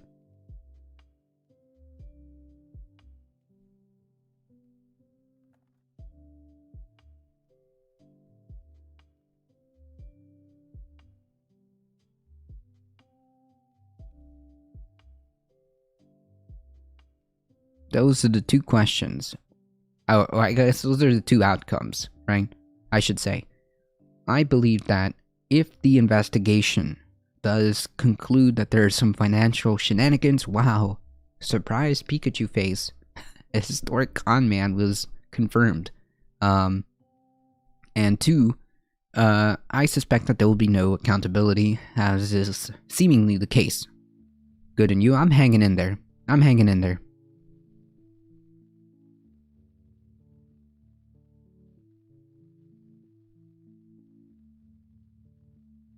I'm hanging in there. Yesterday, we had two massive back-to-back raids. We had a Benjamin B. Dixon raid and a Riverboat Jack raid. So that was cool. That was cool. That was very nice. Very nice.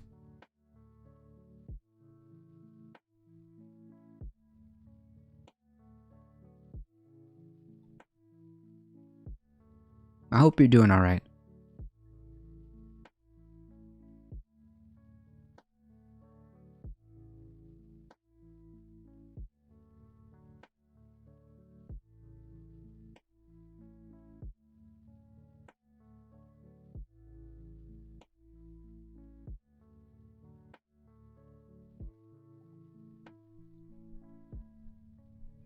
President Joe Biden asked student loan borrowers to quote, do their part in preparing for payments to resume on May 1st as pressure for broad cancellation ramps up again. I'll fix it for you here. Here, let me reword this for you really quickly. President Joe Biden tells every student to get absolutely and unequivocally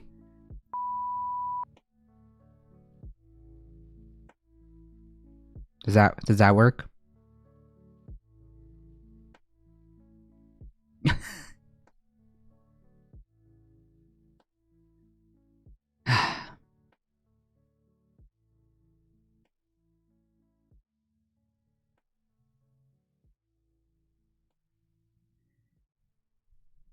All right.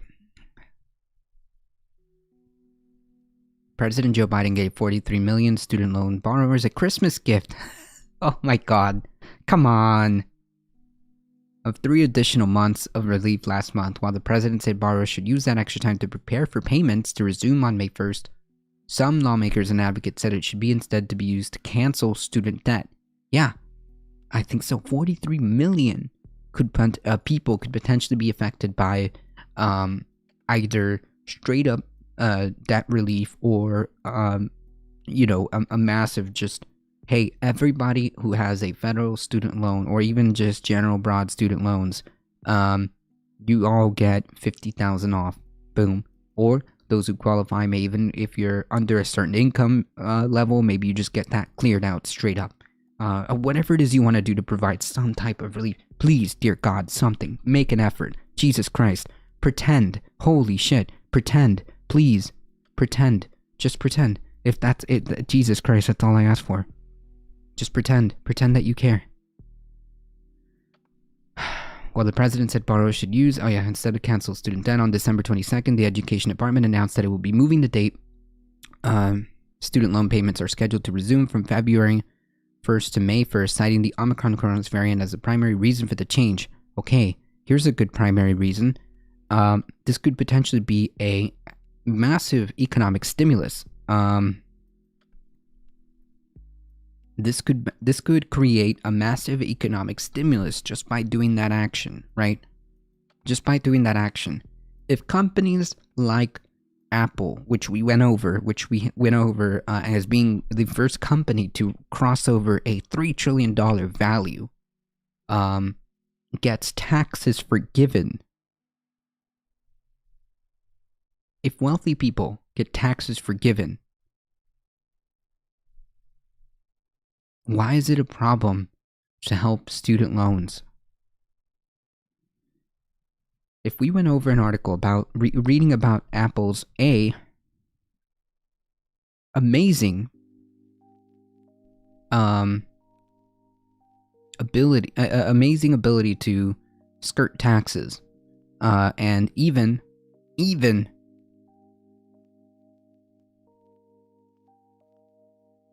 get subsidies. If that's the case,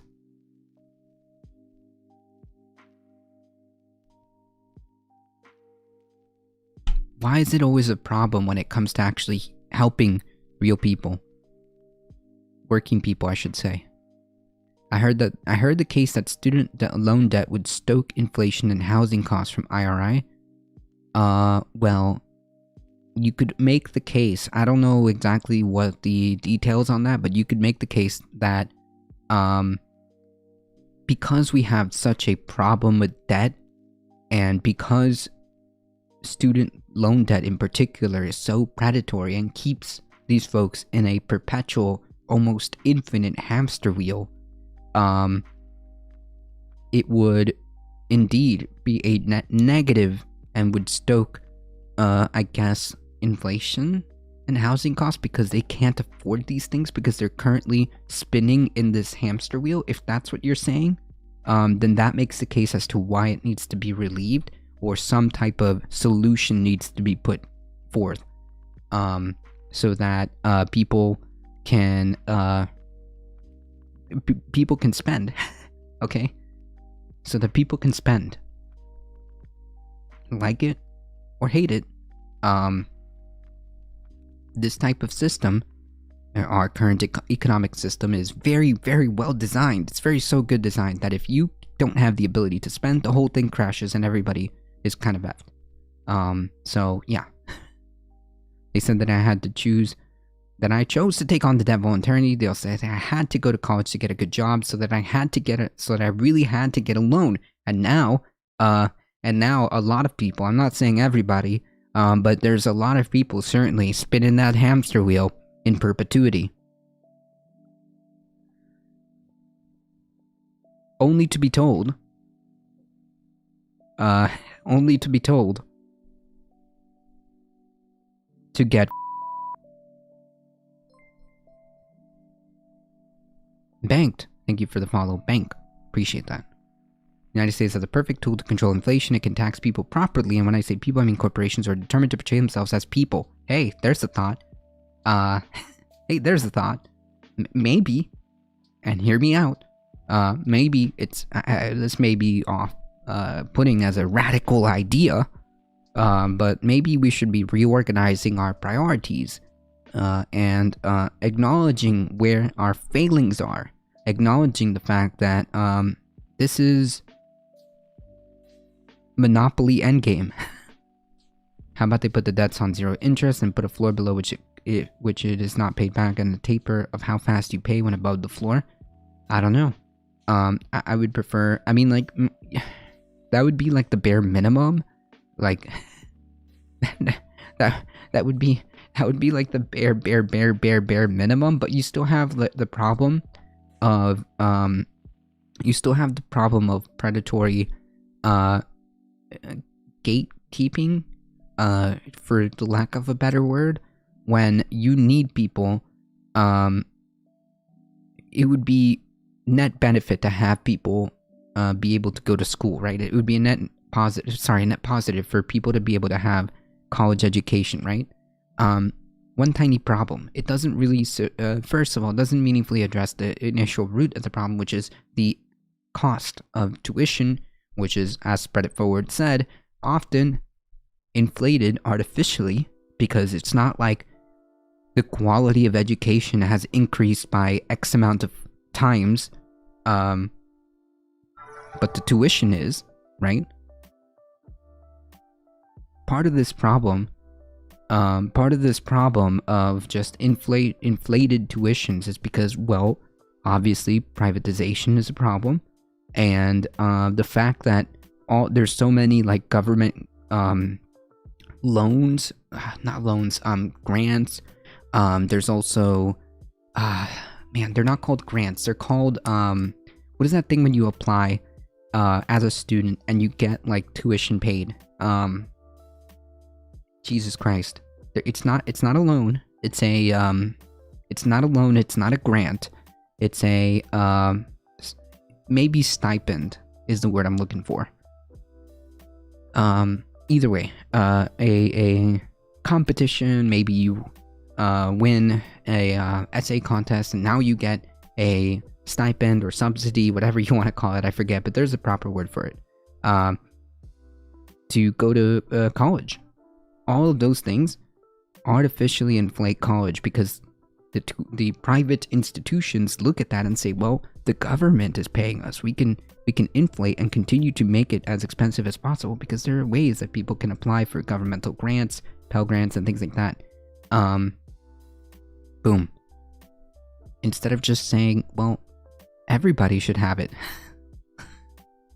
and just be done with it. That's it. So let's say the floor would be 50K until then you don't have to pay it until 0 interest. I mean, like, that would still be like the bare minimum, and it doesn't really meaningfully address a lot of the underlying issues. The problem I'm having here, Astro, is that we're not even getting any of it. We're not even getting any of it. That's the problem. We're not getting any effort in an attempt to kind of even move in that direction. Scholarships, thank you. Thank you, Dr. Dragon Rider. Scholarships, that's what I'm looking for. Yes, because private colleges know that there are such things as scholarships, as grants from the government that will pay and just send you to college if you win, or if you get that, or if you qualify for that. They continue to artificially increase that because they know it's going to get paid. Instead, It should just be, hey, college is just a thing.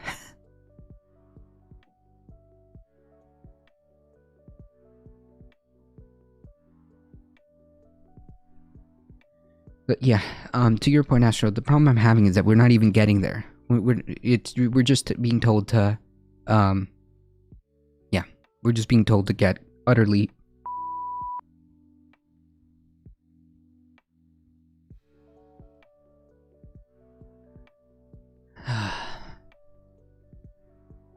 Well, technically, this announcement did not specify whether it be final extensions, contrasting the announcement in August. Biden urged federal borrowers in a statement to use that extra time to prepare for repayment in 90 days. As we take this action, I'm asking all student loan borrowers to do their part as well. Take full advantage of the Department of Education's resources to help you prepare for for payments to resume. Look at options to lower your payments to income-based repayment plans.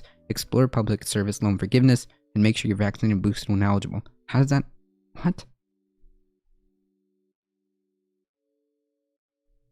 Okay.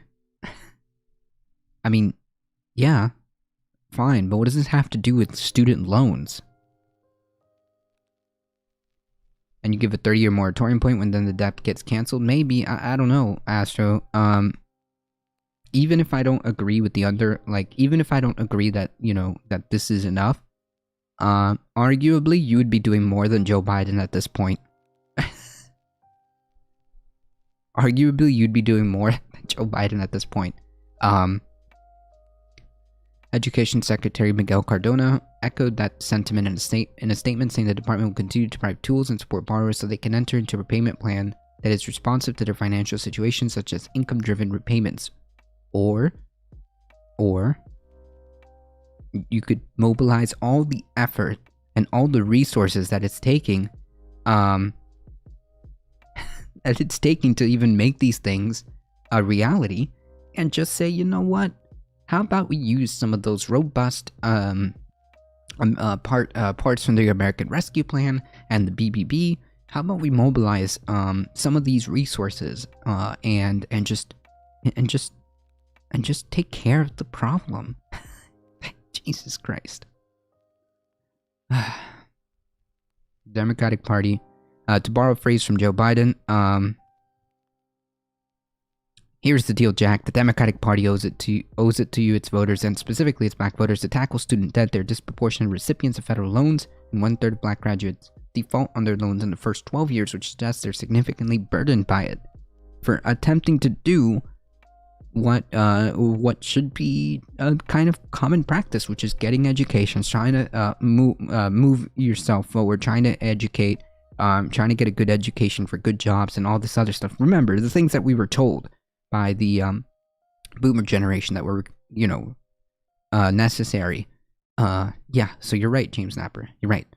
My proposal would mean 50-year-olds would then have no student debt. I mean, like, yeah, sure, if you're 50 years old and you have student debt, yikes.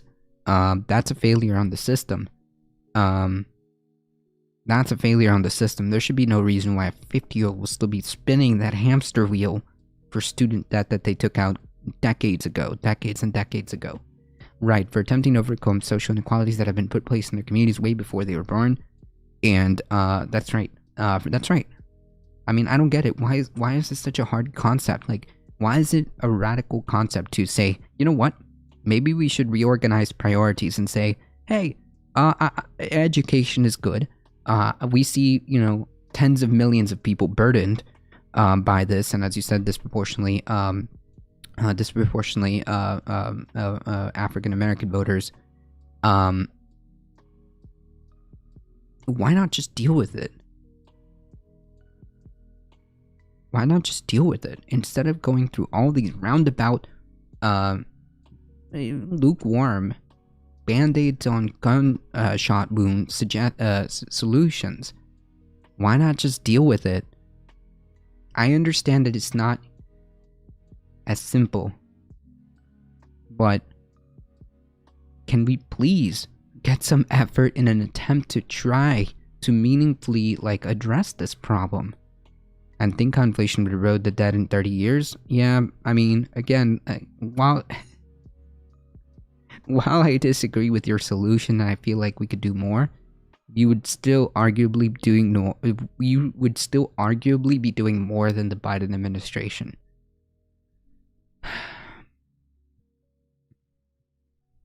Americans cannot be crushed by student debt. Leading lawmakers on broad student debt cancellation applauded Biden's extension of the payment pause. Senate Majority Leader Chuck Schumer, Senator Elizabeth Warren, and Representative Ayanna Pressley said in a statement that the pause will allow borrowers to make ends meet and afford basic necessity, but they still want Biden to deliver on his campaign promise of loan forgiveness. Right. One of the things he ran on, or I should say the Democratic Party as a whole, as a platform, ran on, was the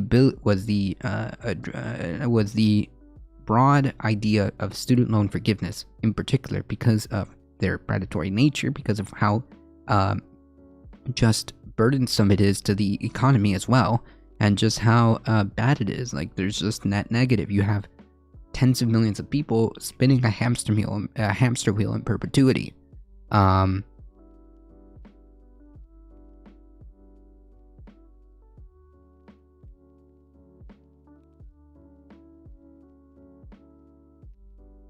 don't see why not.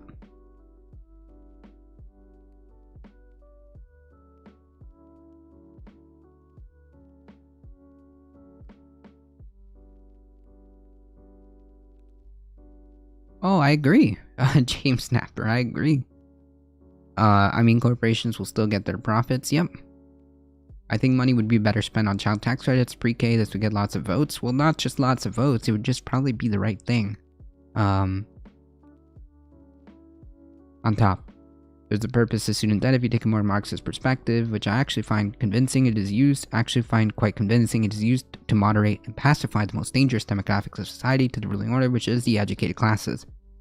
That is indirectly why certain powerful people do not want student debt canceled, because it gives people a free door to actually get active while unburdened.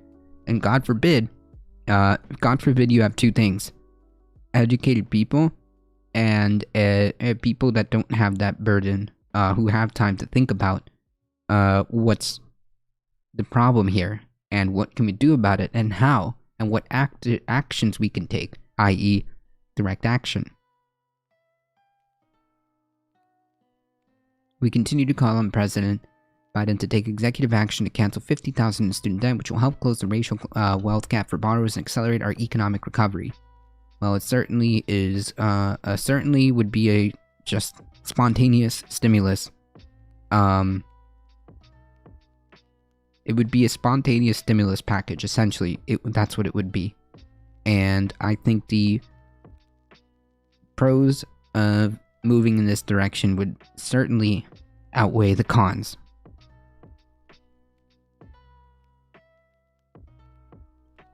So people realize they're having kids because it's so expensive. That's true.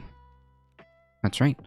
Educated people aren't the most dangerous people who don't have shit to lose, or bringing them into perpetual debt would be making them even more dangerous. Or enabled to do action. So it's like a balance.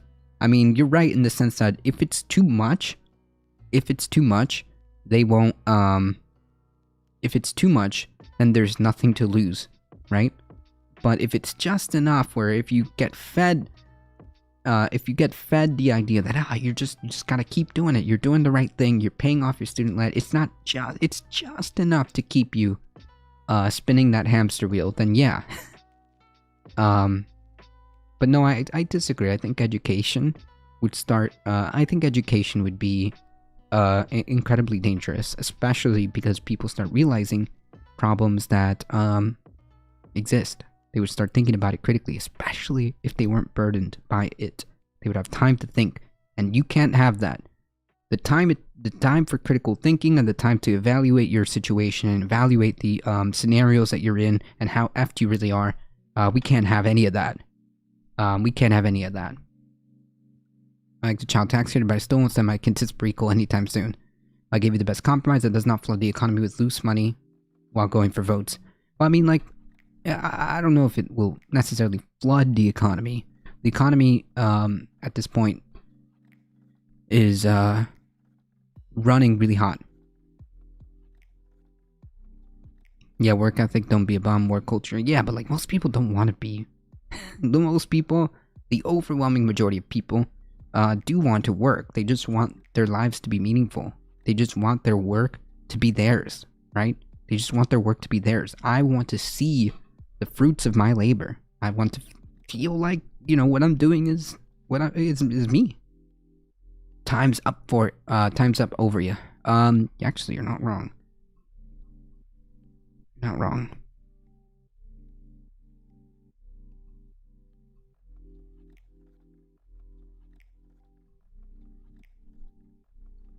So yeah, while I understand what you're saying, Cocter, I still think that the most dangerous scenario would be a educated populace who's understanding or coming to the realization, especially with a little bit of time, just how F they're being, just how F things are. That's it. Yeah.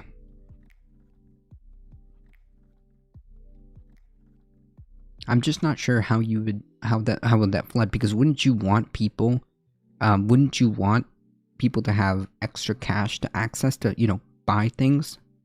You need that to keep it going.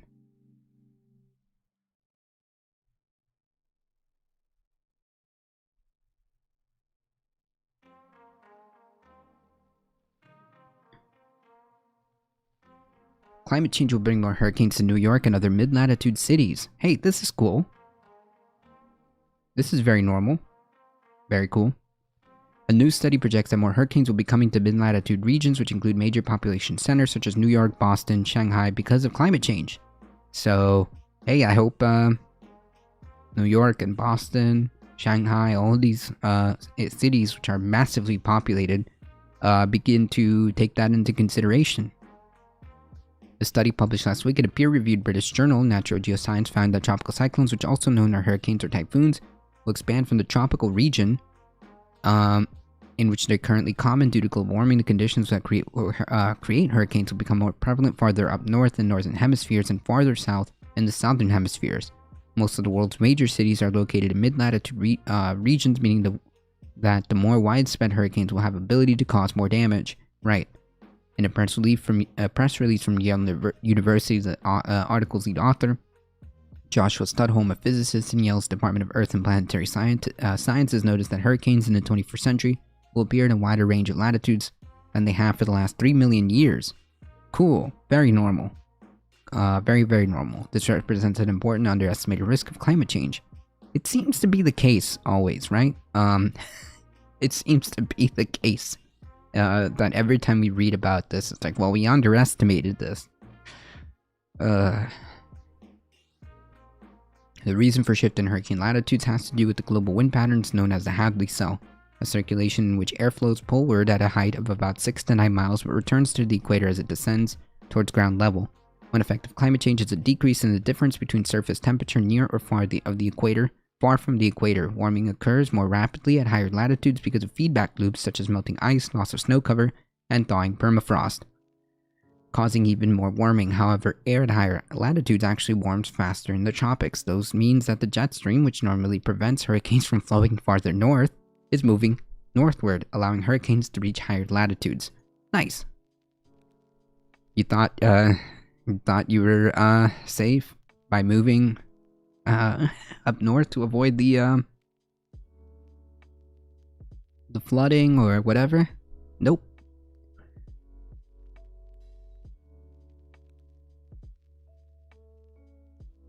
Global warming causes Hadley circulations to expand, and with it the jet stream moves poleward. Study co-author Carrie Emanuel, professor of atmospheric science at MIT, told Yahoo News. Areas in increasingly at-risk regions have already begun to see some hurricanes make landfall. In 2020, subtropical storm Alpha made landfall in Portugal, the first time a subtropical or tropical cyclone ever hit the Western European nation. Yeah, lots of firsts. Lots of firsts. I think that the left-wing people sometimes are hesitant to get behind that. Is that what the middle class who drives change, not the lower class? Lower class has a motivation for change but don't have the skills to bring it to pass. Whereas the middle class, under the right conditions, have both motivation and skill to achieve it. Education often coincides with Pipe and Norris would call skeptical trust, a trait that's desirable in keeping governments effective and responsive. Yes. Yes, but usually like a more traditional Marxist would say, well, yeah, we understand that the middle class has the ability, but they never do, so they kind of just bypass that, right? Sure, even the educated electorates can make bad decisions, but they're statistically less likely to choose the really bad options than uneducated ones. I guess it mitigates extremes. Yep. Studholm and colleagues of Yale, MIT, and Shirshov Institute of Oceanology in Russia and the University of Reading in England analyzed mathematical simulations of warmer climates from the Earth's past and showed that tropical cyclones likely formed in subtropics. That hasn't been the case for the last 3 million years. But probably will be again in the near future if temperatures continue warming. In addition to the wind damage and heavy rains from hurricanes, the risk of flooding from storm surges will be elevated as sea levels rise continue due to climate change. So yeah, all of these things stack on each other, and the reality is that this is serious, and I continue to push the urgency of the scenarios, of the situation. It isn't something that is going to happen in an ephemeral timeline. This is happening right now, and within our lifetime, hurricanes are going to be the new norm for places like New York, places like Shanghai, Boston, Tokyo.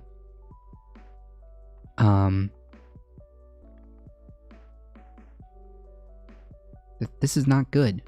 This is not good. This isn't something that is just out of reach. To be another generations of generations problems. No. This may very well be our problem and the next one, and certainly the next one. That's not that long of a time if you really think about it.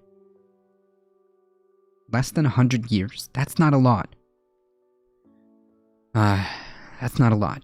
Just a side note, in the UK, there's increasing shutdowns of hospitals and travel and businesses due to Omicron. However, it looks like infections are plateauing. Depending how it is, yeah, I mean, eventually we'll plateau. And then we have the next one, right?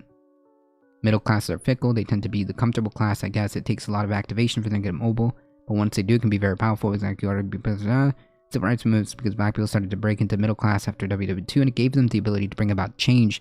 Same with abortion laws driven largely by middle class women. That's true. That is true. But the thing is, it's kind of like this idea of it's not a problem until it's my problem, right? That's what usually activates this. Especially if you're in such position of comfort, right? You don't want things to change. Why? I'm comfortable. I'm not the one that's suffering paycheck to paycheck or whatever the situation is, right? I'm again, if I'm this person, why would I want things to change? Why would I want things to change? Unfortunately, when it comes to climate change, when people start to realize how much of a problem it is, and how much it is indeed their problem, it's already too late. Some of the most populous seaside cities in the world, think New York, Tokyo, Shanghai, and so forth, are not deep in the tropics. They're a little bit further away.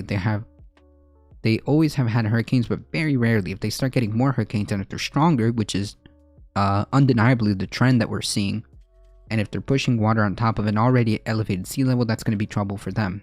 Yeah, true. Average global temperatures have risen already 1.2 degrees Celsius or 2.2 Fahrenheit in the last 150 years, which is faster than any other time in recorded history. According to the IPCC, the extent to which the Earth warms further in the next 80 years could vary by several degrees depending on how much greenhouse gases that cause warming are emitted. The control over this is the temperature gradient between the tropics and the poles, and that's very tightly linked to overall climate change. Studholm told BBC News, by the end of this century, the difference in that gradient between a high emission scenario and low emission scenario is dramatic, and that can be significant in terms of how these hurricanes play out.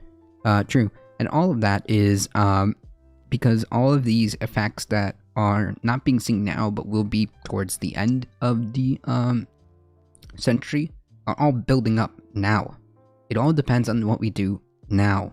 The here and now is what basically will determine these scenarios?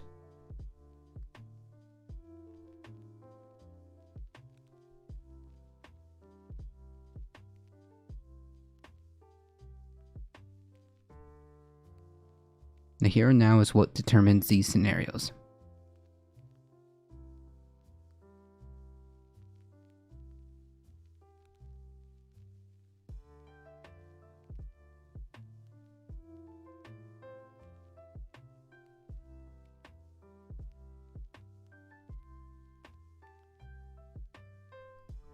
Alright folks, we got one more candy. The anesthesiologist was like, One more bit of candy before we sign off, right?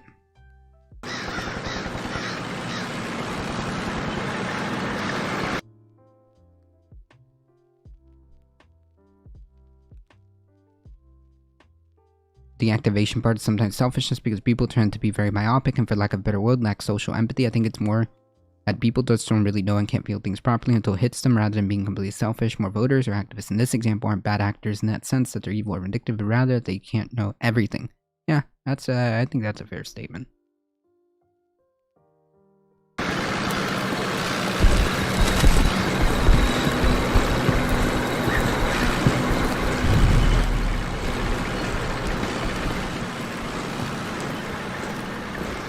That creed, Thank you for the follow, appreciate by that. those who planted flags from foreign battlefields to the surface of the moon.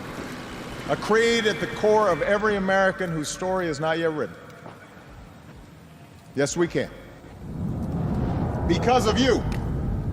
Because you sacrificed so much for a people that you had never met. That's part of what makes us special as Americans.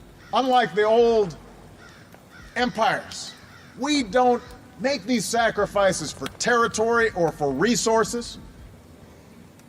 Right. We do it because it's right. My father came to this country from Poland at the age of 17 without a nickel in his pocket, which sparked my interest in the need for immigration reform because I know what it's like to be the son of an immigrant. We grew up in a 3.5-room, rent-controlled apartment in Brooklyn, New York. My mother's dream, and she died very young, but my mother's dream for her whole life was to be able to get out of that rent-controlled apartment and own a home of her own. She never lived to see that. Then let us give hope to people in America today who have lost hope. Let us provide jobs for the jobless, housing for the homeless, food for the hungry. You have a handful of people who control our economy, and they determine the destiny of our entire country. I wish I could give you better news, but I think you know the truth. And that is that we are now some 300 delegates behind Vice President Biden, and the path toward victory is virtually impossible. And so today, I am announcing the suspension of my campaign.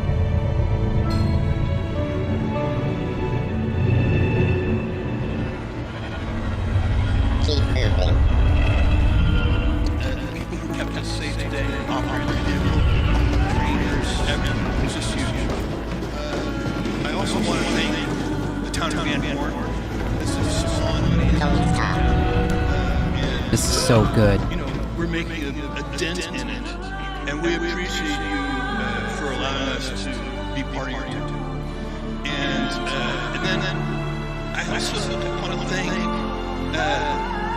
every Amazon employer and every Amazon user, because you guys paid for all this. So seriously, for every Amazon customer out there and every Amazon employee, thank you from the bottom of my heart very much. It's very appreciated. This is a masterpiece in my opinion.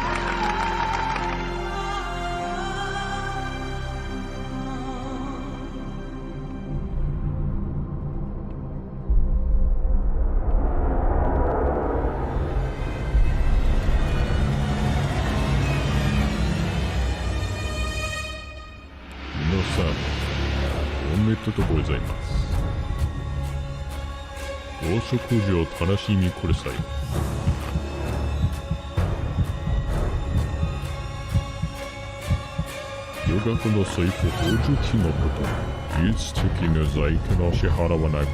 think this is the same tool that the Ono Samseed animation used. Yeah, it's the same person. It's the same person.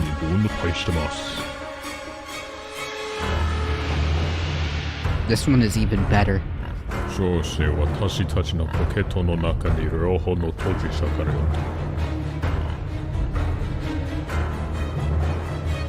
It's a dystopian forecast? Yeah, it's a critique.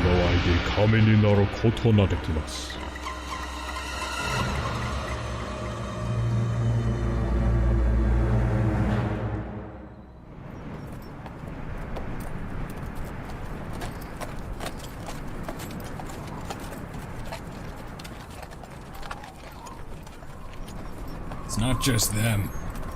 The whole world wants you dead. You'll have to join up with Piker.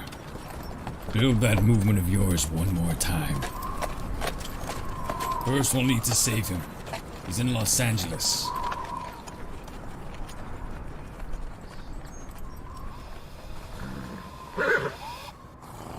You're a legend in the eyes of those who live in the working class. That's why you'll have to handle this mission yourself. That's how Haas would want it.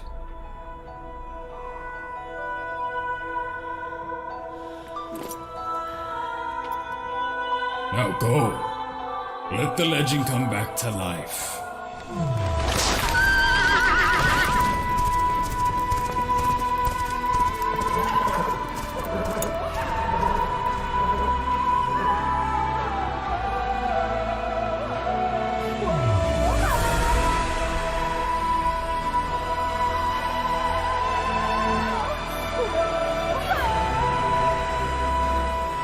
The time and effort this guy puts into all his videos are just unreal.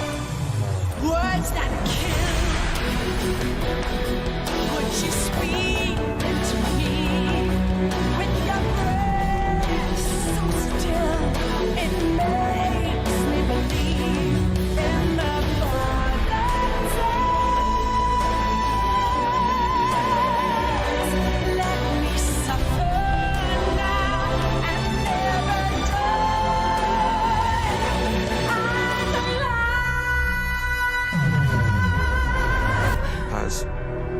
It's me. Bernie?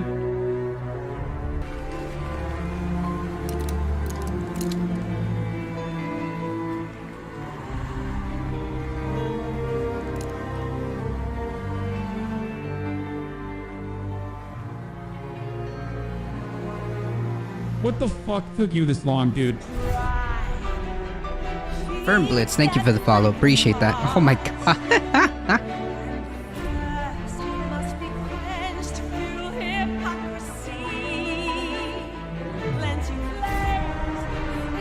Danny DeVito.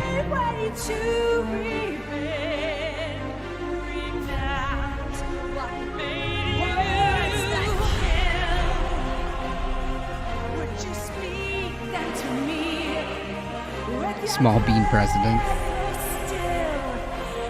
You got 3 people owning more wealth than the bottom half of the American society. That is insane, and that has got to end.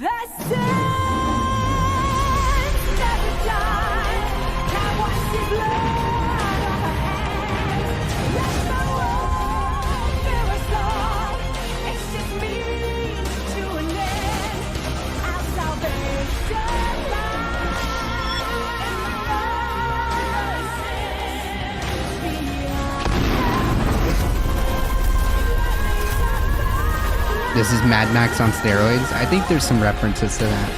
But there's several video games. I think there's several video games like melded together in here.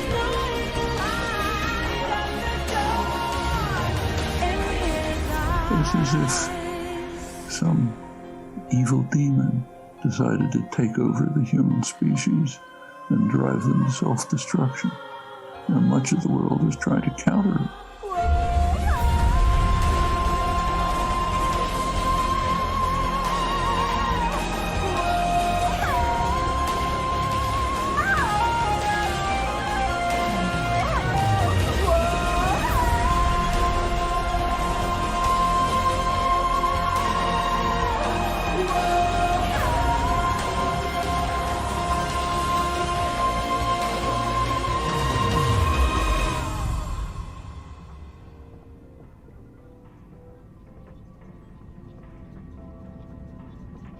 Nice. Hello there.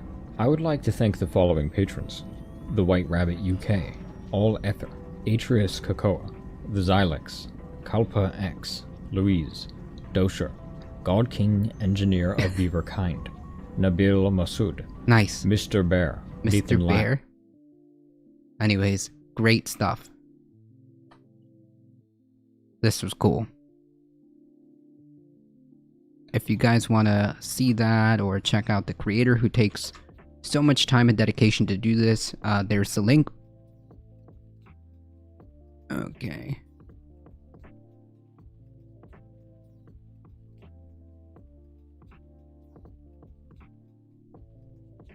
Folks, unfortunately, that is all the time I have today. Thank you guys so much for joining here. Thank you, Spread It Forward. Thank you, Heat420. I appreciate it. If you guys see anybody with the little diamond, please make sure you follow them or check them out. Watch out, Independence Day is coming. Yeah, this guy does really good animation stuff. His work is phenomenal. Thank you guys so much for joining. Thank you for all the new follows. Thank you for the support. We really can't do this without you guys. If you guys enjoy the content, don't forget to hit the follow button. You get 5 free emotes, free, and make sure you join us on Discord. All right, I'll post the Discord link here. And if you guys have just a moment, head on over to our YouTube channel. Hit that subscribe button, like, comment, share, subscribe, whatever it is to push the algorithm. I wish we could have more equitable society. Well, we can only try to move in that direction, to make things fair, I would say. It's not easy, so I think that makes it all the more worth fighting for. That being said, I think that I really do appreciate you guys being here. And again, if you guys want to help the channel, the best way you can do it without spending a single cent is to spread the word far and wide. We're here Monday through Thursday, 9 a.m. Eastern Time. Saturdays for Saturday Saturdays around noon Eastern Time. Thank you so much. Spread it forward. Thank you, Heat420. As always, please stay safe. Please take care of each other. I love you all. And I hope to see you guys in the next one. See ya! Hope that video brought some questions in your heads, you know?